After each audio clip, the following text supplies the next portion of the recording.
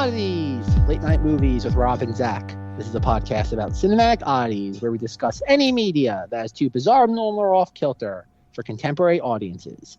Occasionally, these projects gel. Most times they crash hard into the realm of obscurity. Join us as we delve into the cult classic swamp. I'm Zack. And I'm not a complete idiot. Some parts are missing. Oh man, we've finally done it. We've reached the end of the 2001 Fortyear, the 27th episode in this series.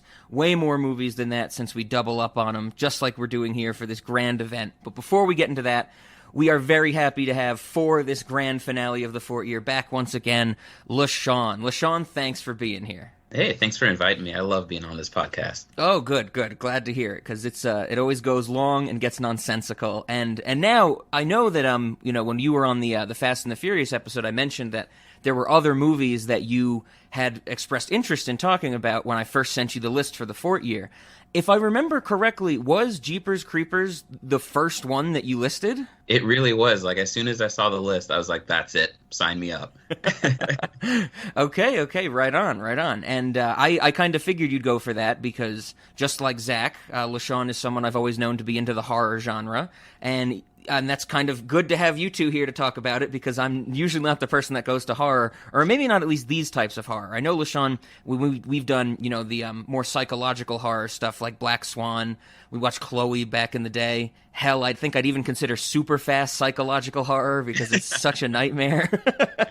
But we're glad to have you here, and I know you have some history with this movie as well. So we gotta get out of the way. Jeepers Creepers 1 and 2 and 3, even though we're not talking about that one today. Written and directed by Victor Salva. Just wanted to get this out of the way. He is a convicted pedophile. And I remember many months ago, Zack told me this, and he was like, Jeepers Creepers, directed by a pedophile. And I was like, And I figured when you told me this, Zack, that I was going to, I thought like, maybe he made this movie and got convicted later in life. I was so wrong. I remember looking into this, and it turns out he was convicted of, and I wrote it down, it's disgusting to even think about, but lewd conduct with a minor, oral sex with a person under 14, and procuring a child for pornography in 1988, 13 years before this movie comes out. He gets 3 years in prison, only serves 15. Absolutely despicable. So I wanted to get that out there because, of course, I figured it'd be better to say that, to our audience, we know what movie we chose. Or I should say, Zack knows what movie he chose. Whoa. I see now it's being dumped on me. We're aware of this, and I don't think we need to talk about it anymore. But I just wanted to get that out there. So, Zack, I guess that brings it over to, with the grand finale in the Fortyear. Of course, we've always kind of kept these somewhat chronological. Any other reason you picked Jeepers Peepers? Where'd you get those creepers? Well, Rob, we have to talk about this because this is the final send-off of the 2001 blockbuster season. Because, this is the last hurrah. And I have a hard time. It's like, God, the last weekend of August is usually the definition of a dumping ground. It's right before Labor Day. There is just nothing. And I guess I always had forgotten this was a 2001 release. I just don't know why. I never associate it with a movie going in 2001 because I don't think I saw this movie until maybe 2003. My introduction to this franchise, I don't even know where to begin my context for this because it's kind of minimal and it's all over the place. I remember watching this on TV in my living room in Florida I want to say 2003. And my mother and I were watching it. It was rare for her to get into this sort of stuff because this was always kind of below her. But she was engrossed in it. It's the same way I was. And it must have been put on TV. It was just debuting on TV, and I guess in preparation for the second one coming out on DVD, something like that. Because I remember getting the second DVD, and I never owned the first one on DVD until I think right after I graduated from college. So we're talking about at least a 10-year lapse there. And that's pretty much my only context for this. I always held the first movie in high regard. I know LaShawn's going to hear about the deadly car series? Was that what it was called, Rob, in the spreadsheet at one point? I think like Deadly It's Cars. still there. I think Toyotathon is somewhere in the name as well, or something That like it that. it got tweaked from Deadly Car Series to Toyotathon because I found that funny. It's kind of like the car version of Monstober. So yeah, and I've always wanted to talk about this. I really it was always going to be saved for a Monstober, but I think it was a good way to plug it into its own series. I think in the Deadly Car series you have Jeepers Creepers, Duel, Maximum Overdrive. Yep. And I don't know what the fourth one is. I can't remember that off the top of my head. But no, I think my main memory from this movie is from the first one. That is just the Creepers truck, which we'll definitely get into at numerous points in this discussion. But yeah, I had not seen the second movie well over 15 years prior to watching it for this recording. But yeah, that's kind of my sole context with Jeepers Creepers. I've always enjoyed this film. I don't think I love it, but I think it's definitely toward the higher end of the spectrum for a horror movie of the mid 2000s before the Grudge and The Ring kind of just destroyed horror, or at least type of horror I appreciate. So okay. Go ahead. Yeah, that's pretty much it. I know you've always knew about the stuff to tell me about it. I had never seen either of these movies before this recording. I've always been aware of them. I knew that the first one had Justin Long in it, and I kind of found out about Jeepers Creepers after I'd watched Dodgeball, and so I was like, Justin Long in a horror movie? That's the weirdest thing to me, and I just never watched it until actually getting into them for this recording. And I have to say, I even had not watched them when LaShawn, you sent me a Facebook message and said nothing has happened in the first 30 minutes of Jeepers Creepers. And I have to say that I'm sure, of course, we'll get into it more. That really slow kind of burn in that first 30-40 minutes of Jeepers Creepers, I was kind of all about that. I was really into that part of it. So, of course, though, LaShawn, I don't remember us ever talking about this movie in our history, but what's your history with this movie? Like you said, I think off mic, that you did like it at a certain point, but now you might be changing? Yeah, so I think for me, I've always just been a fan, ever since the Blair Witch days and all that. I think I was still undecided as to how I feel about the supernatural world, and so I just enjoyed being haunted. I don't know what it is. I figured all ghosts aren't Casper, so I just wanted to meet them and see what else the world has to offer. So I think I've just been infatuated with horror, and this movie, I think I just like to role play as well. I like to think of what would I do in that situation. I probably, could drive a car better than most people in this movie. So I think I'd be all right. But then I realized, you can't make a movie with people doing the right thing. So I think that's why I love these horror flicks. The movie even points that out. The first movie points that out, when what the sister says, that moment in scary movies where everyone thinks you're stupid? And I was like, yeah, that was 5 minutes ago when you turned the car around to go visit the church. Exactly. But overall, I mean, this one, I remember when it did come out, and I want to say we rented it on DVD, Blockbuster, good old days, grab your candy bars and head home. And I just remember being so scared. And I think if this came out in 2003, I can't do math. I was probably, 10?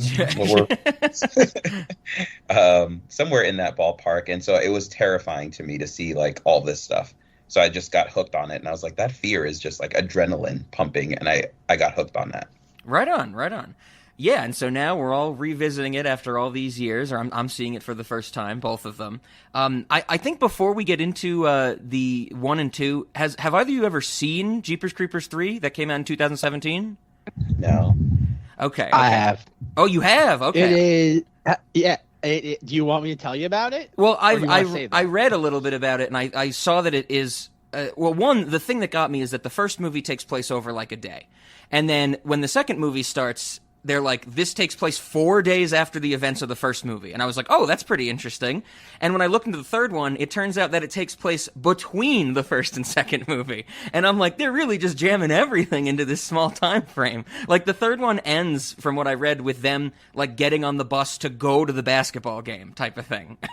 Yeah. Yeah. The third one, when I heard they were making a third one, I got really excited. I'm like, oh man, again, I love these movies. And then like I think it came out of nowhere, like as a release. It was like, oh, like it's gonna be in theaters, like one of those like Fathom event showings. Yeah. And I'm like, oh, like this would be blah blah blah. Then I looked, it was like gonna be released like VOD, like I think like a week later, and I'm like, okay, like I've never heard good thing. Those Fathom event showings. I've always heard like the resolution is crap. It's like DVD quality, like just blown up. And I'm just like, yeah, it's like okay. So like I watched it like once it did come to VOD, and it is a legitimate step down in quality. Like it feels like a fan film. Okay. And then you look at like who's involved. You're like, oh, Victor Salva was involved with this, and it still looks like a fan. And it's like, and then it's like, and then you realize like all the context surrounding it. It's like, oh, he couldn't hire anybody who would work, like any good like professionals that would work with him. And I'm just like, that's the reason why this is lacking in quality, is that like he couldn't find any good help. Yeah, I did read about that where, there's a lot of people, of course, in 2017, a lot of people were like, don't work with Victor Salva, he should be canceled. And I'm like, yeah, he should have been canceled in 1988 when he went to jail. But this is where I think it's going to be fun to watch you, Rob, kind of do like the dance of separating the art from the artist. Because like whereas John Landis like never went to jail. Like Victor Salva, technically, according to our legal system, like did his time. Yes. So yes. like that's why I find it like fascinating that like okay, he did his time, and then like 13 years later, he like gets a major movie studio to give him money to make 2 movies that I don't want to say became like cultural touchstones, but they definitely have like a place in the horror genre. Yeah, you're right. Doing the dance around this is a tough one for me because I was definitely thinking, how am I going to separate the art from the artist on this one? I think the best way to do it is by saying Victor Salva is a despicable person. He has been convicted. That's a fact. And then on the other side of it, I don't think I really like either of these movies. I'm pretty neutral on them. And I think I can say, well, we can separate the art from the artist by me saying he didn't really make any movies I've enjoyed.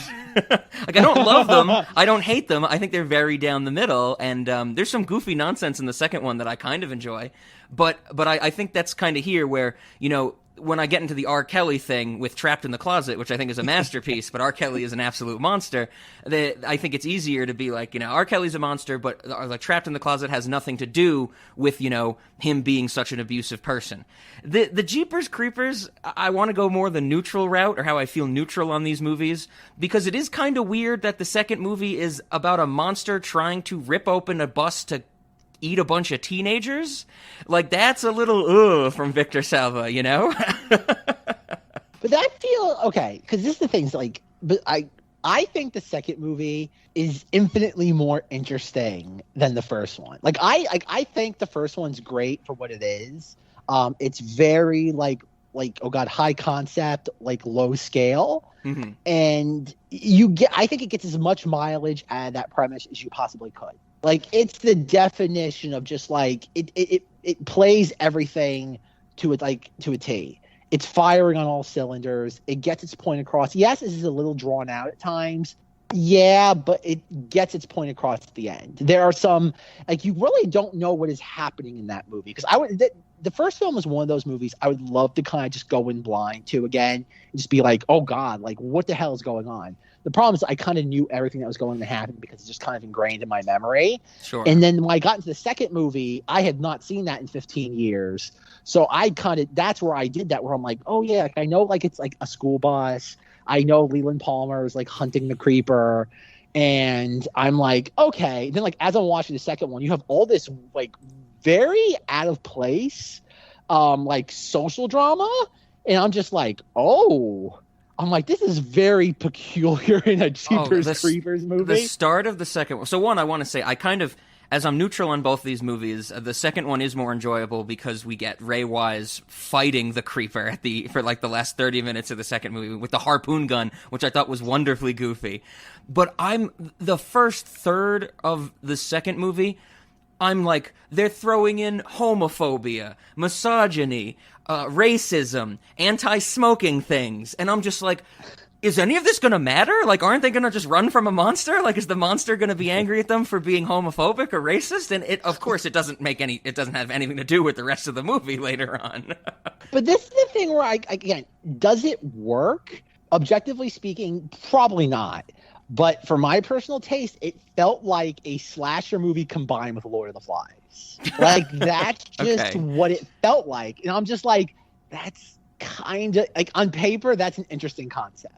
Like, what would you do if you had a Lord of the Flies, like, crossed with, like, a slasher creature feature? And it's like, as somebody who just likes things that are different, oddities, if you will, I was like, I'm on board. I'm like, I am digging the hell out of this. Maybe, again, misplaced sense of enjoyment, but, like, you do have, like, there's moments where the film gets really intense when it comes to, like the racism between, like, Jockman and other Jockman. And like Rob was saying, I'm like, where's this gonna fit into the plot? I'm like, but like it does create that like level of tension where you're like, oh, and it kind of doesn't go anywhere, unfortunately, because like bad Jockman gets like taken away, which I forgot about. Like I thought he made it out. So when he gets like taken away, I'm like, oh.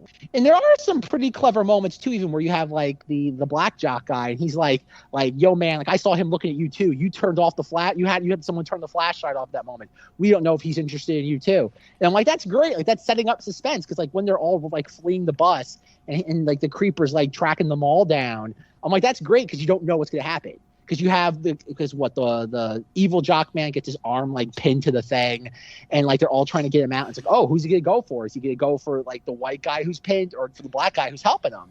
And I'm just like this is like there was a level of tension there. Once again, I'm not sure if I'm just seeing what I want to see. I'm Sure. like Rob, I'm going to admit that sometimes like it is crap, but I'm just enjoying the crap. Another C word we use a lot on this podcast. That's not Cruella. But no, like I said, that second movie, I think that even though it has, I don't know, like I just, okay, Rob, I'm curious. You said you enjoyed the second movie more, even though you think both films are pretty meh overall. Yeah, I definitely like the second one more. I think because it turns into them fighting the creeper rather than them surviving the creeper, which is what the end of the first movie turns into. And also, I think you mentioned something like it, Zach. The end of the first movie, I'm also kind of like, what the fuck is going on? Like, of course, the creeper's eating prisoners to gain its body parts back, and then it's just kind of like, you know, the psychic's like, one of you's gonna die, and they're like, which one? And I'm like, what? And then, you know, the whole standoff when the creeper's like holding Justin Long, and the sister's like, take me instead, and I'm like, that makes no sense, because we know it wants certain things from certain people, so... Like, I was just kind of like, what's happening? I like that it didn't really have a happy ending either. But the first one, I guess this is to kind of, you know, what I was shocked by from what you said to me about that first third, the slow part of the movie, LaShawn. I loved that first slow part of the movie. Like, I loved all the little characterization between the brother and the sister. I loved, like, the car running them off the road. I loved the noise of the horn that his truck makes. Like, that's such a gratingly horrifying noise.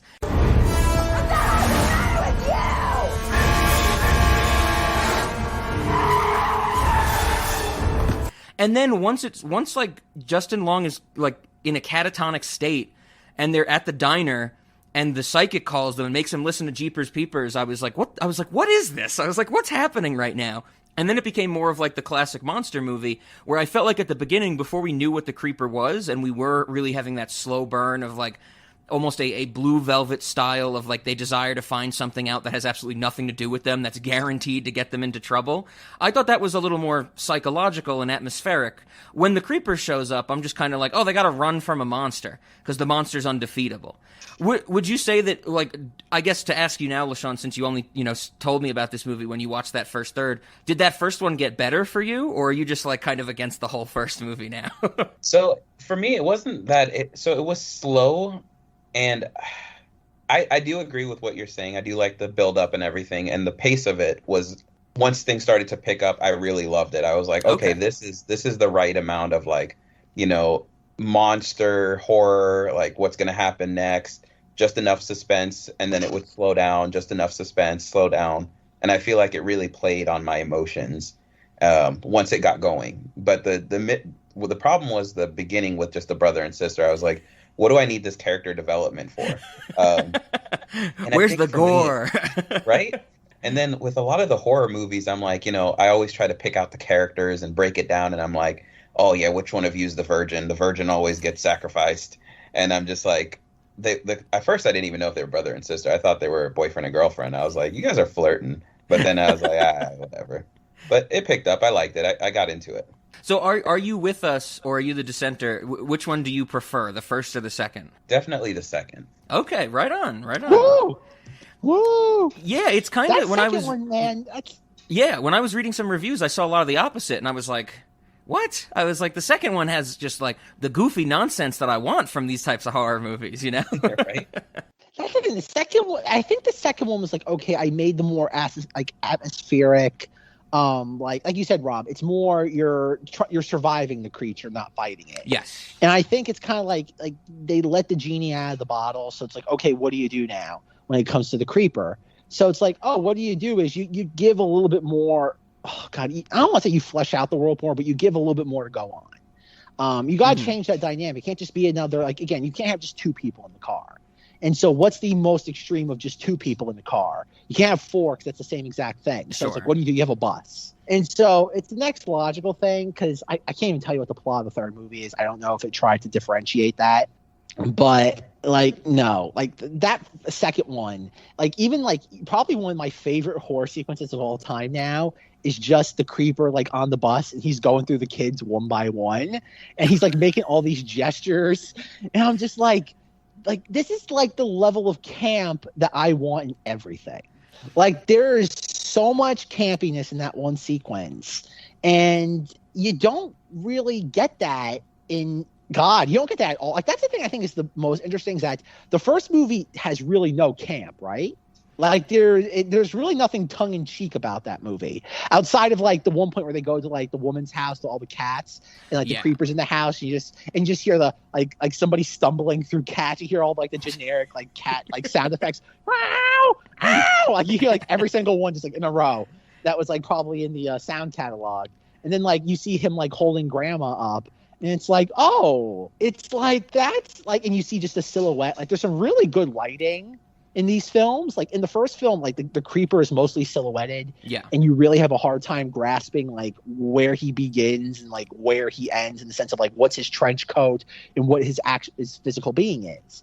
Then the second film, they realize, once again, if the genie's out of the bottle, we know what the creeper looks like. So he's almost always well lit in the second one. Like, you see almost every piece of his anatomy when the camera, like, focuses on him. Sure. And, like, that's great. It's like you realize you've played that card. You can't do it again. And that's the problem with a lot of horror movies. It's just that, like, we're just trying to do the same thing again. And that's one thing you gotta say. The second film is, like, you might not like the second film, but the second one's definitely doing its own thing. Oh yeah, and I think like, you know, we've been saying the survival versus fighting, I definitely find as a making it fighting is more of an interesting thing to me, because like you said, the cat's out of the bag. We know that what the creeper is. We have to do something more with it. And I'm glad you mentioned kind of the two scenes from both movies that made me go, what the fuck is going on? In the first movie, it's the lady with all the cats, because they go up to her house and they're like, we need help. We want your phone. And she's like, I have a lot of cats. And Justin Long is like, let's get out of here. And I'm like, why? She just said she has a lot of cats. And I read in some notes on this that apparently to get all the cats to, like, look out the front of the house, they smeared tuna all over the mesh and stuff like that. And after I read this, I went back, and I'm pretty sure I didn't write a timestamp down, but there's one scene where you can see a cat licking the, like, mesh in the front of the house. And I'm like, okay, it makes perfect sense. But that whole scene, the old lady's like, I have a lot of cats. And Justin Long is like, we need to get out of here. And the sister's like, no, we just want your phone. And she's like, well, okay. What are you going to call one of my cats? And she's like, keeps talking about her fucking cats. And I'm like, what the hell is going on? And then, you know, we get the creeper show up and stuff like that. In the second movie, it is absolutely the scene where I don't know how you would even describe it. The creeper is flirting with the kids on the bus. Like, he's just looking through the back window and, like, licking it and pointing and winking at people. Like, I was watching this last night and I was like, what is legitimately happening? Like, what am I supposed to take from this scene? It's not till after the scene is over when one of them says, like, oh, he was picking us. And I'm like, is that what it was? It seemed like he was just wanting to look at all of you. I don't know. it's very rare that I get scenes in movies where I'm just like so lost to what I'm supposed to be taking from it. And I probably in the second one, that was the one where I was more like, what the hell is this? Not that it's not like a good show off of a great costume. Like I love the look of the creeper. I love the teeth. I love him like licking the window. That might be the scariest thing in both of these movies. Imagine if you're stuck somewhere and a monster shows up and it starts to make sexual advances towards you. That might be the most horrifying thing about the creeper, because that's what it seemed like he was doing. But like, I think that's the thing though, is like, think of all your just like horror character ghouls. And like, how many of them do that sort of thing? Like, and that's the shame about how, like, once again, people throw out the baby with the bathwater with like Victor Salva. Is that like he made a really neat villain? Sure. And it's a shame that like we'll never be able, like, nothing will ever, like, no one will ever do anything with this character again. Like, I know like there's like some sort of fourth movie like in development, which I like that has nothing to do with him. Yeah. But like, it's the idea that like he made an interesting character. Is it like, are we really going to forsake, like, just because he was the writer and director, like the makeup people, the actor, the special effects team that all brought this character to life? We have to forsake all of that because this guy committed an atrocious crime 13 years earlier, in the studio completely disregarded that and gave him a budget 2 times. Yeah. It's not my job. My job is to consume the product and give it a thumbs up or thumbs down. And that's, as the goer, that is our only thing. Like, the thing that makes me, like, this is good, I kind of just go off into like a little bit of a tangent with just like people's reaction to this, like with Victor Salva, is that like, I know for years, like I know Rob knows about my toy collecting like hobby, is that like for years people want like a creeper like action figure. And it's just like NECA, who like, and Rob remembers from the Pacific Rim days, is everyone just like, are you going to do it? And like, this was like back in like 2014, 2015. And they're like, no, we don't want to give him any money. And it's like, again, it's like, it comes back to the whole thing though, is that like, he's not running a pedophile ring out of like the Philippines. It's not like, again, his crime was in again, atrocious, horrible crime. But like, it's not like this happened after the movies were made. Like, if that happened after the fact, I'd be like, okay. But like, this IP came after the fact. And it's like, if this was 2001, 2003, it's like very easily we would have gotten merchandise for this. Sure. And no, you bring up a good point. Something that I know we always say is that, you know, these terrible people, and they are terrible people, other people were involved in the production of these things. Like you said, the makeup people, everybody. It's not like, you know, Victor Salva did everything through and through himself, which is one of the things I usually cite as separating the art from the artist. But I know what you're saying in that, you know, there's a lot of, I don't think anybody really knows how to deal with this type of thing. This is something we talk about a lot on the podcast, of course, and Zach and I talk about this all the time. I think just something I wanted to know, because Zach and I talked about it. LaShawn, were you aware of the director's legal issues before watching these movies? No, I wasn't, and I wish everyone could see my face because I was pretty startled. I really didn't even. I'm sorry, LaShawn. I'm so sorry. we're ruining his movies. Yeah, no, but not at all. Okay. Zach brought up some good points, but I kind of want to play devil's advocate on a couple things. Sure. So, I think the first movie would have been amazing, and I think the monster ruined it in the second one. I think it's one of those, you were saying that you can't make a horror movie with 2 people in a car. Well, that's been done. You know, there's the movie The Monster with the mom and her daughter. They're trapped in a car, and there's a monster out there, and it's just trying to eat them, you know? And it's the whole movie, but it's well done. And the thing is, what ruins the movie is when we see the monster. Because once we see the monster, the CGI wasn't there. It wasn't what people envisioned. It looked like a dog, and it was no longer scary. And the whole movie, or the last 30 minutes, was just ruined. And I feel like in this one, it starts off, you know, pretty tense. Someone's trying to run you off the road, and I think you kind of like the characters at that point, and you're like, oh my God, you know, get out of there, move, and you get really into it. And then, you know, you don't really know what this guy's doing. Then he turns back, and it gets all suspenseful. But then once you realize that, you know, he can fly and do all this extra stuff, it's like, it's kind of cheesy now. I feel like if they kept it as a human, terrifying person or being versus the extra stuff that they added in the second movie, I think he would have been a really awesome monster or villain. Something more psychological, like the threat, rather than the running away from when you know what it is.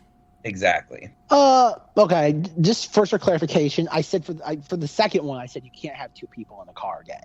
Like, no, for the first film, like I said, no, like that was the thing. Like for the second film, you can't just have two people in the car again. That's where I mean, like, Rob's like, why is there kids in the bus?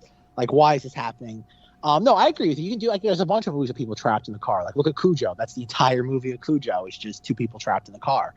My thing is that I like creature design.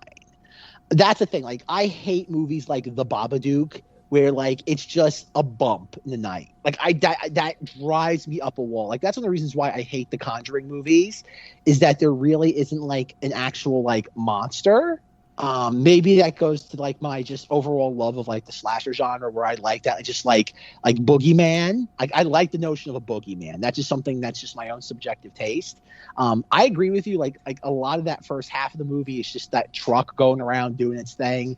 That's the reason why I love the movie Duel so much, is that it's just a very psychologically disturbing, like, a vehicle going after a smaller vehicle. I love that. It's perfect. Like, even on a subconscious level, you see, like I don't know what type of car she drives, Trish in the movie. You probably know, Sean. But you have this giant, like, truck. Not even giant. It's just this very, oh God, mean, terrifying looking truck. And how'd you describe the horn, Rob? You had a very couple of good adjectives to describe the horn. Gratingly horrifying. I definitely took it as, Gratingly like, horrifying. Like, it made, like, you know, my hair stand up on end, because it's not like a regular horn. It's more like if a regular horn is supposed to get your attention, like, this is the type of horn that's supposed to get your attention by giving you a jump scare. Like, I'm imagining I'm driving on the road and I hear someone with that horn, and I have to, like, struggle to keep my, you know, wheels going straight, type of thing.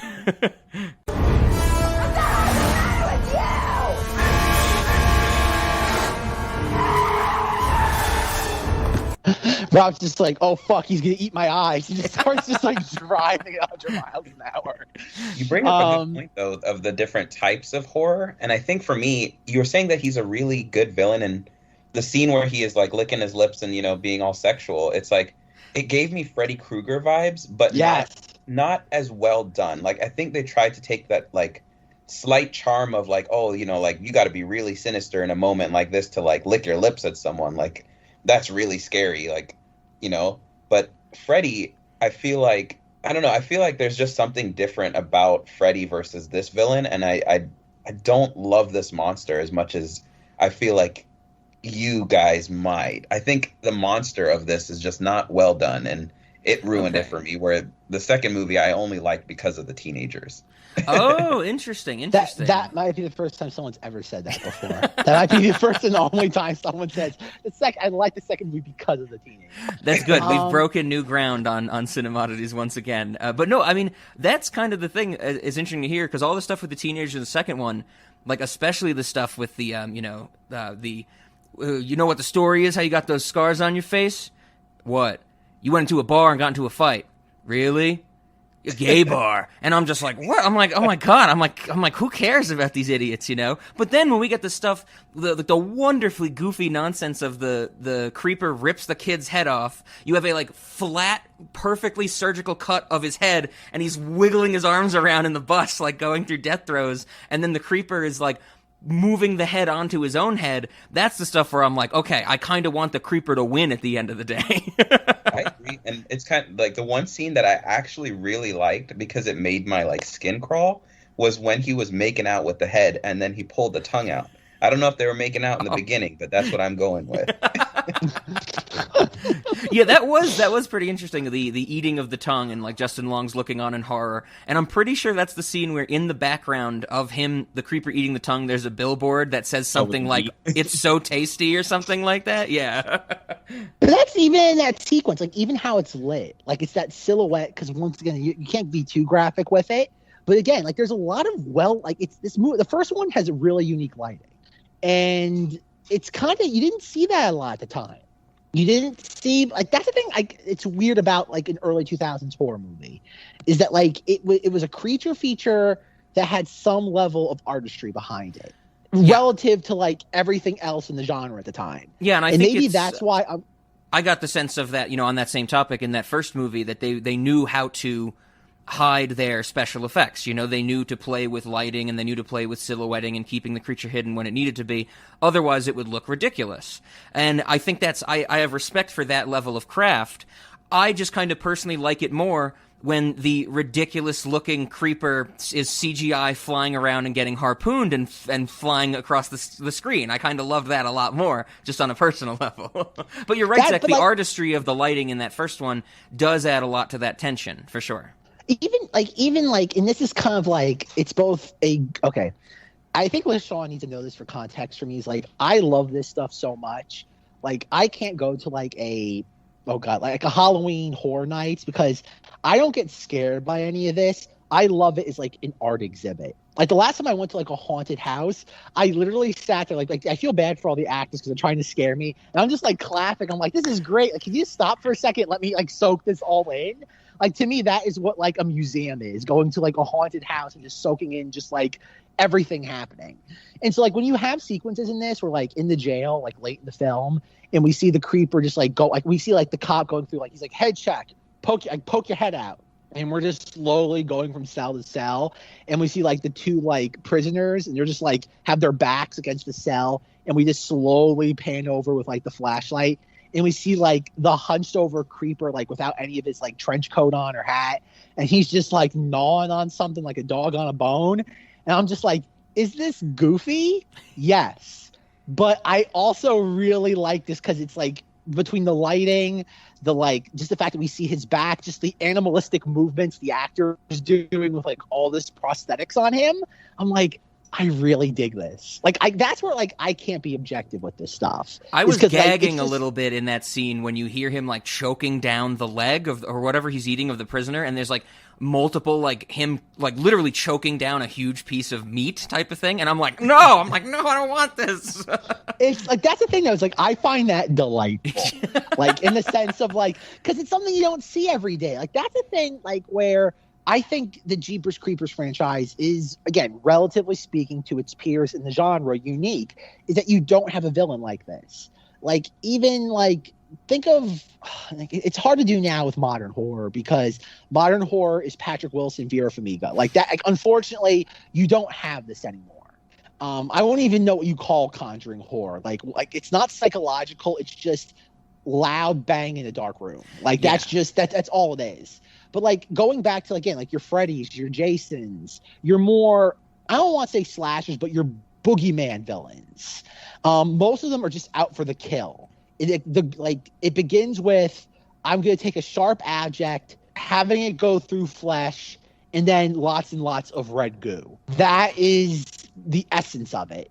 But with the creeper, it's not, it is that, but it goes beyond that, whether it be the tongue, when he like assimilates the head, him eating the leg, it takes it to another level. And in my opinion, that elevates the genre or the subgenre of the boogeyman horror film.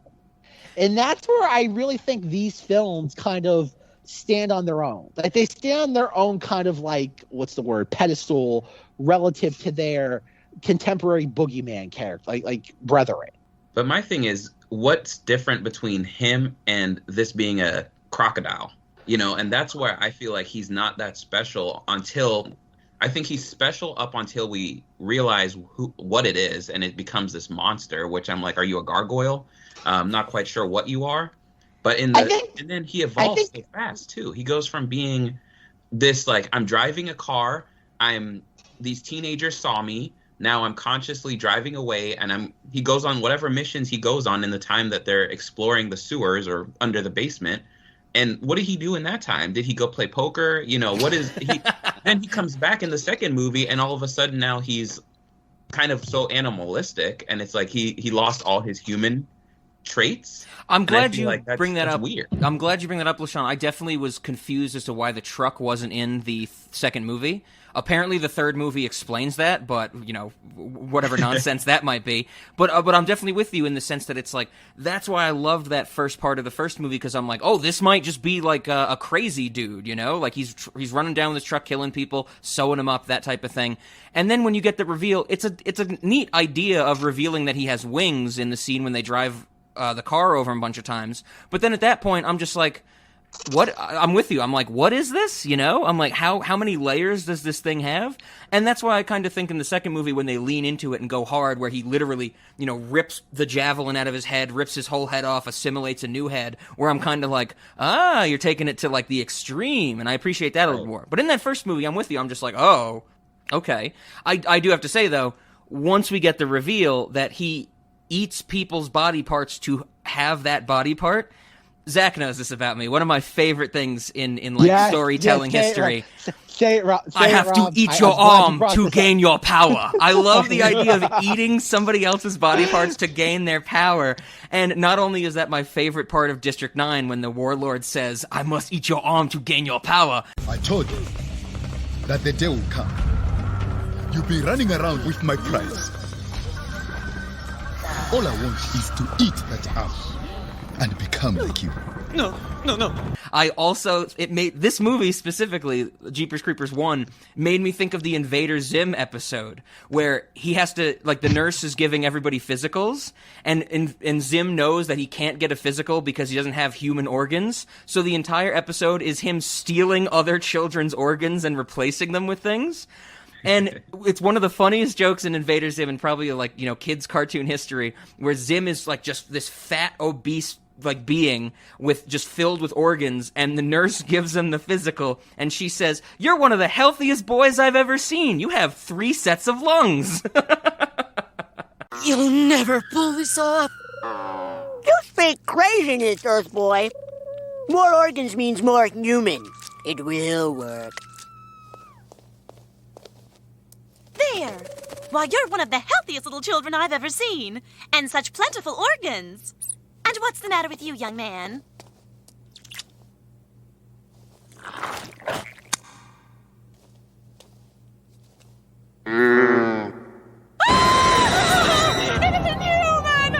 horrible! So I had to bring up that I love that the creeper eats people's body parts to gain their power. But I'm pretty sure in the first movie, doesn't the psychic lady say something like Justin Long and the sister, they say something like, "Oh, we drove over him with our car this many times," and doesn't the psychic have a line where she says something like, "He must have so many hearts that wasn't enough to kill him"? All right, people, we're going to a lockdown situation. That means everybody sit tight, don't move unless somebody wearing a badge tells you. We pounded it to dust. We watched it blow the fuck away. I think it's eaten too many hearts for its own to ever stop. And I think she says hearts. I don't remember. I didn't write it down. But then at that point, I'm like, what is this? The Legend of Zelda? Like he has enough hearts that he can't be killed? You know? I just thought that was a little bonkers. I think, but like that's the thing though. It's like I think they're trying to craft like the creeper's own mythology. Like you get comments like, "Oh, there was people even with wooden teeth down there." Like he has this like tableau of just victims. I think they are trying to again. They're trying to keep him veiled to some degree. Is like, okay, what the hell is this thing? There's more than meets the eye. Like a lot of times while I was watching it, it kind of reminded me of like the Xenomorph from the Alien franchise, in that like, oh, this thing is just a lethal like being. Is that like its sole purpose is to just get what it wants. And it takes almost like, think about it, like Leland Palmer doesn't even really kill it. He just kind of immobilizes it during its last few minutes before it goes into like hibernation. Yeah. I kind of like that. Like it's because he says thing where it's like, you know, he's like, "Did you kill it?" And it's like, "No, it started to hibernate." And he's like, "Looks dead to me." And then, you know, he's still waiting for it to come to life in the epilogue of the movie, which honestly, if they're gonna make a 4th Jeepers Creepers, I want to see the chain of events that led to the Taggart family, as they're called, the father and son, deciding to set up the creeper in his hibernation state as a roadside attraction. I want to know what led them to that decision, because it'd be one thing if it's like, well, we just keep it somewhere, contain it, and when 23 years comes around, we're going to get ready to be there and kill it. But how did they reach the decision to make it like, oh, we're going to make $5 from kids on the road in the middle of nowhere? I thought that was so strange. Oh, I was gonna say maybe it's kind of like him pimping out the people that come to visit, and he's just hoping that like it'll catch the attention of the creeper, and he's just like, "Oh, that's a handsome fella right there. I want that face." I don't know. Maybe so trying to like break the cycle or something. And if they see something, that's an interesting thought. Okay, absolutely. I think that epilogue is just there to be like goofy fun. It's like, oh god, if this movie was made today, that would be the post-credit sequence. Oh yeah. It is goofy fun as well. I really liked it, but it is totally goofy fun. Yeah. Yeah, and I think that's what, because like think about it, like realistically speaking, like you have this thing immobilized, it's gone into hibernation. If you wanted to get rid of this thing, practically speaking, you'd incinerate it. Like that's what you'd do. You would incinerate it. Yeah. And the idea that like he has like again nailed to the wall or like to like what the upper wall of the barn. I think it's also meant to be very reflective of the first film where the creeper has all of his victims nailed to like the walls of this thing, like almost like in a tapestry. Yeah. I think it's meant to invoke that imagery. It's camp. It's camp. Pure and simple. Speaking of some camp, and while we're on the topic of the creeper, I think this is something that probably neither of you will know about unless you are way more into Jeepers Creepers, like hardcore into it. There are Jeepers Creepers comic books. Yeah. Oh yeah. So here's the thing. I didn't read any of these comic books. I didn't like look at any of the previews. I just kind of read going off of the Jeepers Creepers, fandom wiki. I have to say, because we've mentioned it, I think twice now in our 2001 Fortyear, and this might be the great rule of three's cap to it. In canon of these movies and the Jeepers Creepers universe, the creeper is responsible for killing everyone and causing the lost colony of Roanoke. Really? Yes. So, like, literally, his backstory is that is delightful. He's created somewhere in like the age of the like the Mayans and the Aztecs with human rituals. Like that's where his origins are, and he's just lived forever since then. And that's what happened to the lost colony of Roanoke. That the creeper came and took them all underground. That's okay. Like okay, as corny as that sounds. That is the movie that's the sort of movie I would make. Like if somebody said like, okay, like we're taking away the Jeepers Creepers franchise from Victor Salva, what do you want to do with it? You'd be like, oh, there's a comic like where he's like responsible for the Roanoke colony. Yes. I'd be like, okay, give it to me. Like you make a film very similar to Alien Cubed. I'd be like, give it to me. I want to make this movie. Make it a period piece. Yeah, I'm glad you say that. I'd be on board with it. I love kind of this. I've always loved this kind of revisionist history with scary, goofy horror movies. Like LaShawn, I don't think. I know I've watched a bunch of them with other people. I don't know. Did we ever watch any of the Final Destination movies together? Yeah, I want to say we watched the one with the roller coaster scene. I want to say it's 2. Okay, yeah. So I don't never remember the order of them, but yeah, I'm pretty sure we saw one of them. And I've always loved the goofiness of the Final Destination movies. I think we might have talked about it years ago, but one of the things I've always thought is make a Final Destination movie, but put it in like, the 1600s or something. Like, make it medieval, make it on a pirate ship. And I'm totally with you, Zach. Take this creature and put him in the goddamn, the colonizing of the Americas. Like, do something interesting with it, for sure. Yeah, that's the sort of thing where, like, I really, like, what I want to do, talk about another Cinemonides film. It's every 23 years, and the third one was released in 2003. In 2026, I want to make whatever Jeepers Creepers movie it'll be, Jeepers Creepers : Leland Palmer, and I want to follow up exactly where it left off. I want that. I want him sitting in the chair with the prosthetic old man makeup, which now will not be makeup, and with the dog, and he has like the harpoon gun just waiting. Oh yeah, that would be awesome, that. Of course. And I literally my first note of the second movie when I started watching it was Ray Wise is in this. Great, I'm sold. And then my next note, or my few notes later on, I'm like, Ray Wise needs to be in this more. And I'm pretty sure that came when, the teenagers were yelling at each other about stupid nonsense. It's delightful. Like, that's like, okay, but that's where, like, once again, I think you have to really look at the creeper as, like, the xenomorph. Like, you can't stop him. All you can, it's like with any boogeyman character, all you can do is fight them to a draw. And I think that's where you have to understand where these films come from, like both as like a viewer and someone who's making them. And I think that's kind of like where like the third film doesn't understand maybe what that character is supposed to be. And I think when you have the more like really, really dialed up campy sequences, like the bus sequence where he's like going through the kids one by one, you can't, like, you have to do that. You only get one moment like that in a film like this. And that's where Freddy Krueger became a parody of himself eventually, because you only get one scene like that, because otherwise it becomes a joke. And that's why Freddy is kind of just seen as like say what you will, like there's a reason why the Freddy Krueger character has not endured the same way that like Jason Voorhees and Michael Myers has. Is because if you become too cartoony, you lose everything else. And that's why I think that scene is so potent, because it's literally one sequence in what, 3 films? Yeah. Because he does not do that I don't think he does that in the third movie. Like, okay. I think the third one still is campier, but he doesn't do anything that dialed in specifically. You bring up a good point, and I know this is something that, you know, it comes up in horror all the time. These big, imposing horror slasher monsters, whatever you want to call them, you know, you can't beat them, you have to fight them to a draw.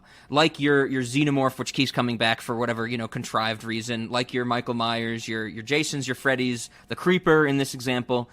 I think that, you know, when you say it that way, I think that's why I've kind of always been, you know, leaning away from that traditional sense of horror. Because, like I said at the start, I'm kind of in the middle of you two of the horror genre. I kind of am into the fact that, you know, maybe there is a horror we can beat. You know, thinking of, you know, what we did when we talked about Black Swan, the horror in that movie, LaShawn, right, is more of the body horror. There is the psychological element, but it does get defeated. Of course, it's Natalie Portman killing herself in the end, but it is defeated. And I'm also thinking of, you know, the concept of maybe like John Carpenter movies, not Halloween of course, but like They Live, like they beat the alien demons, whatever you want to call them, in the end. Maybe the closest example of something you can only fight to a draw that I really like is John Carpenter's The Thing, and that's because the monster is still more psychological. I don't know, I've never really been into, as you know, you guys talk about this whole thing of, you know, I want to be like these creatures to be haunting. And maybe that's the question for you, LaShawn, is that when you say you like horror because you want to be haunted, do you like that fact of like the monster can always come back type of thing? I think that's terrifying to me, is to know that no matter what you do, you can't win. You can just prolong your dying. And I think I also like that, for me, I guess, having the backstory of a lot of the monsters and, you know, creepers kind of helps me. Like, I feel like that's why I'm on Jason's side. Like, I'm like, man, they bullied that kid at camp. Like, he should kill everyone. Like, they deserve what they get. But even touching back on like the cliche horror things, a lot of it, I guess I've always heard that like there's a social commentary that whoever's doing the killing, they usually target the people that are acting out, the people that are breaking the rules of society. You know, those are the people they go after. Whereas in this movie, or both of these movies, whereas in those movies, I feel like they're going after an innocent kid and his sister for what? What is this monster doing? And if you have a small town, is no one asking the question of where are these people disappearing to? Are we just no one cares? Like, I don't know how you find 2 people to put in a body bag and throw down a hole and no one in a small town realizes that they're missing. And sure. Why is this monster now sniffing people's clothes? He seems like he doesn't want to be found, you know, driving around in this creeper van, but which is kind of ironic. It's like the most obvious thing on the road, but also tinted windows. So I guess he's trying. And well, one, I want to say, great. LaShawn is a professional. Wonderful pause when you heard that phone in the background. That was fantastic. That makes it so easy for me to edit that out. 2. When you mention it that way, the creeper van, and I didn't think of this earlier, you know, when Zach, you were mentioning as well. There's that story, I think it was like in the, late 80s, early 90s, maybe even later. But LaShawn, you might know what I'm talking about, when basically like a dude in Colorado got in an armored car with a shitload of guns and killed a bunch of cops, like drove through the state and just murdered crazy amounts of cops, and they had trouble taking him down. The van in this movie looks like the van that guy in Colorado used. And that's the thing where it's like, I'm with you. Yes, isn't it that obvious that if you're in just your little, you know, compact car going down the highway and you see this fucking tank with a cow catcher coming down the street, you're going to go, maybe I should tell somebody about this. And then, what was the other thing I was going to say? it was there's just a lot of questions I have on this movie where I love that they're playing on the stupidity but so much of it gets overdone. Like that car scene, I'm like, how many times is he gonna let her drive? You know, how many times is she gonna not understand that, you know, this clutch is going bad? Or I'm assuming it's the clutch, but he had no problem driving it. So I'm assuming it's her inability to drive a manual. So maybe I missed something, but why was she driving so often? Did I miss something? Does he get injured or something when he falls down the pipe, the tube? I don't remember explicitly, but maybe that would be... fell off, but he crawled out and he walked and he scared her in the window and everything. So he seemed... Yeah. So I don't know, Zach, if you remember either. There's something that I missed. I wish I had an answer for that. I think it's just she's taking control at that point because I think we mentioned he's in some sort of catatonic state. Mm-hmm. That's why I think. Okay. That's just my own projection onto it. I'm glad that you guys are in the same boat on that one. And I feel like this movie, what's really different from a lot of the traditional horror movies that kind of stood out to me, and Rob, you touched on it earlier when you were talking about like the homophobia. And it's one, why I don't know if it's because the creeper identifies as a man and that's why he's after mostly men. Mm-hmm. Because you see that in a lot of the slasher films, it's usually them going after, you know, the pretty blonde or whatever. Yeah. Or there's at least a bunch of women characters to basically just to slash. There's no other way to put it. You know, they put these women in there just to do whatever. Look pretty. All right, you're dead. And in this one, you know, it starts off even with like the gay forever or the gay fever. And, gay fever versus like, sexy forever. And I'm just like, are either of these acceptable as license plates? Right. And so then I'm like, wait, so we've got a monster that likes, is it that he just wants to get men's body parts? And even at the last scene where she's like, you know, take me, I'm the brave one. And he's like, doesn't even like flinch. And he's just like, no, I'm going to take this guy. Like, I like him. And he's just gone. Like, I just don't know if there's like some reason why it's just men in this. I got that same sense. And, you know, maybe it was some attempt at a subversion of what you're talking about, like the women get slashed, the final girl trope, and things like that. But of course, I mean, I think we should say, well, this might be, you know, making the argument more that he's only going after men. In the second movie, the creeper does steal the bus driver, who is a female, but a rather butch female. So maybe we should have a scene where the creeper is like, no, you know, we're getting canceled for doing these movies. But no, I kind of thought that same way. I feel like there's just I mean, the female characters in both these movies, they do have some agency. You know, I think Rhonda in the second movie is the one who stabs him through the head or the eye, gets one of his peepers with the javelin. But then you're right. The creeper always seems to ignore them and stuff like that. So yeah, I'm not sure. I don't remember if there was anything else. Those were the big things that really stood out to me, and I don't want to argue with Zach, but I feel like Zach and I are opposing on this one, where he thinks this character is special and this movie has I love this character so much. But I feel like love it. It's good. You can argue with Zach all day long. I guess maybe before I let you two at it again, you know, I take your leashes off. Speaking of women and questions in this movie, at the end of the second movie, when the guy driving the exterminator truck, his plan is to like brake and, you know, whatever his fucking plan is, because it doesn't seem to go very well, because I think that guy is dead when he flips over 3 times and the car explodes.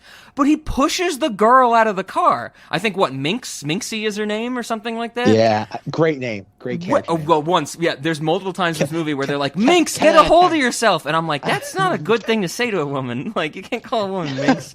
But she's not, as far as I remember, of course I was taking notes while I was watching it, so I might have like looked down at a key moment. What happens to her? Is she in the final scene? Because when everybody gathers around when Ray Wise is stabbing the body over and over, I don't think she's there. I'm like, what happened to her? Did she die when she got pushed out of the truck? I think she's there because she's the one who has the premonition, and he keeps stabbing it, and he's like, it's dead. She's like, no, it's just like it's going into like hibernation. I thought Rhonda was the one who said that it was dead. I might have been confusing the women in this movie. I don't know. I'm pretty sure Minx comes back. I think she's there at the end. Okay, I'll have to go back and check. Maybe I'll throw in a correction or something. But literally, while I was watching that last scene of the movie, I was like, where'd she go? Did she die? Like, did this dude, like, throw her out and she broke her neck or something? Hey, kids. Turns out Minx is there at the end of Jeepers Creepers 2. Oh man, so that scene made me laugh, but there's one other that I don't know if you guys caught, and it's when the creeper is, after they like come out of the restaurant and the lady's like, he was standing right there and he was sniffing your stuff, and like everyone's just like standing there listening to this, and I'm like, wait, all of you were sitting in the restaurant and all of you saw this and none of you were like, whoa, what is going on? But when Derry comes out and he like grabs all his stuff and he's like, oh, great. Now he knows my name. Oh, with the underwear. Yeah. That was something else. I almost forgot about that scene. He was sniffing all your stuff, and there's just clothes strewn everywhere. And that was another thing. I'm glad you bring that up, because in the very, like, in that beginning of the movie before anything really starts to happen, you know, and we get the scene where the sister's like, why are you bringing mom home laundry to do? That type of thing. And she puts the air freshener in the bag of clothes. I was waiting for that to come up, that like he would lose the scent because he smelled the mint of the air freshener or something.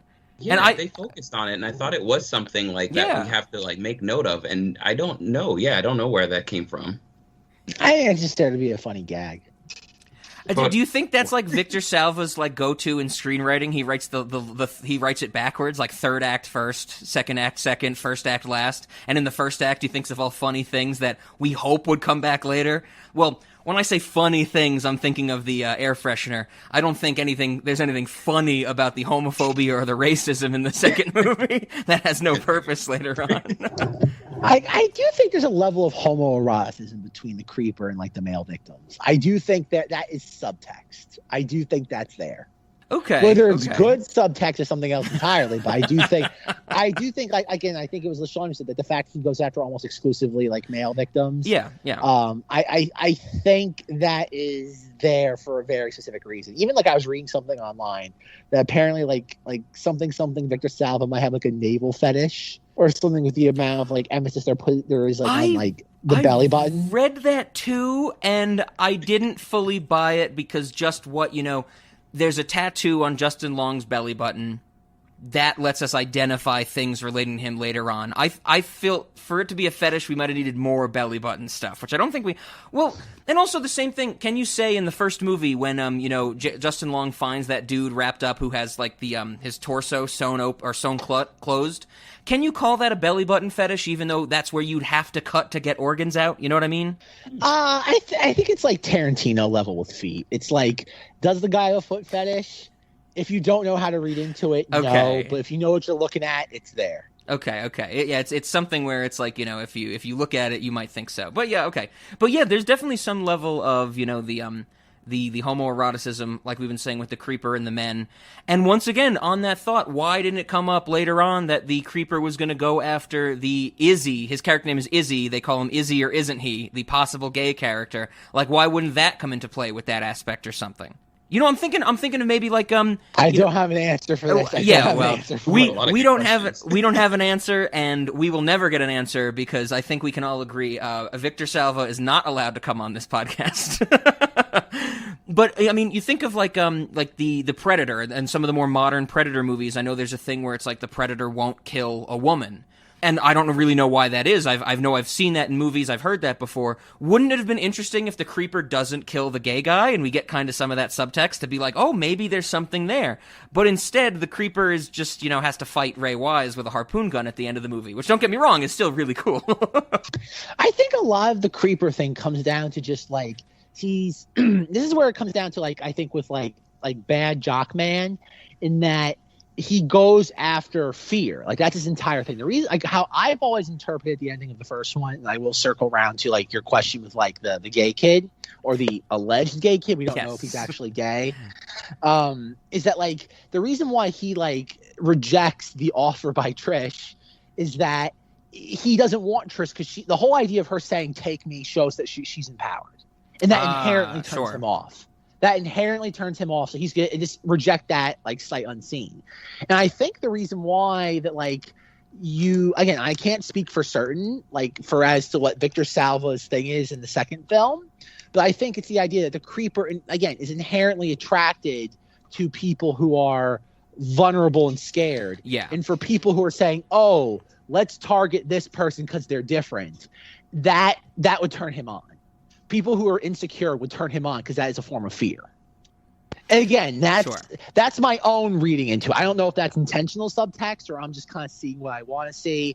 But I think that's why he eventually, like, it's almost to me like a fait accompli that he takes like Evil Jockman, because Evil Jockman is so clearly insecure. When you say Evil Jockman, Bad because Jockman. I think that, well, evil, bad Jockman, I think you're referring to many people in this movie, because most of our men are Jockmen. I know, but like there's only one bad Jockman, because he's the one who's like racist, like homophobic. The one like, who, very much Eric self-serving. Nenninger, the one who gets his arm stabbed to the tree later on. Yeah. The friend of Francis from Malcolm in the Middle at the Naval Academy. That's how I know him as. I don't remember him from anything else, so I just know him as Bad Jockman. I started watching the second movie, and they go through the whole the prologue and the kid getting stolen, and then they cut to the bus, and Eric Nenninger is just sitting there being like sad in the back of the bus when his team has just won the championship game, and I'm like, oh, that's the dude from Malcolm in the Middle.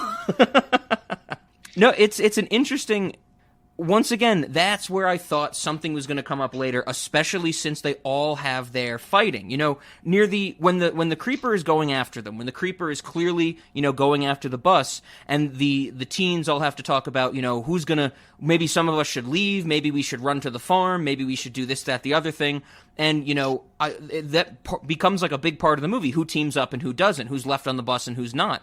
I thought that was going to come into play because earlier we get that scene where, the bad Jockman keeps saying, like, I don't like you, bro. And the black guy's like, you want to call me something else, And it's really racially charged. And I'm like, so this is going to, play into the fact that they're going to fight later and things like that.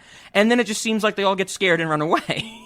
No, but I think this is the thing, though. And like I said, maybe I'm seeing what I want to see, but I think it's demonstrating a different type of fear other than, oh my God, like go around us. Bronk, bronk.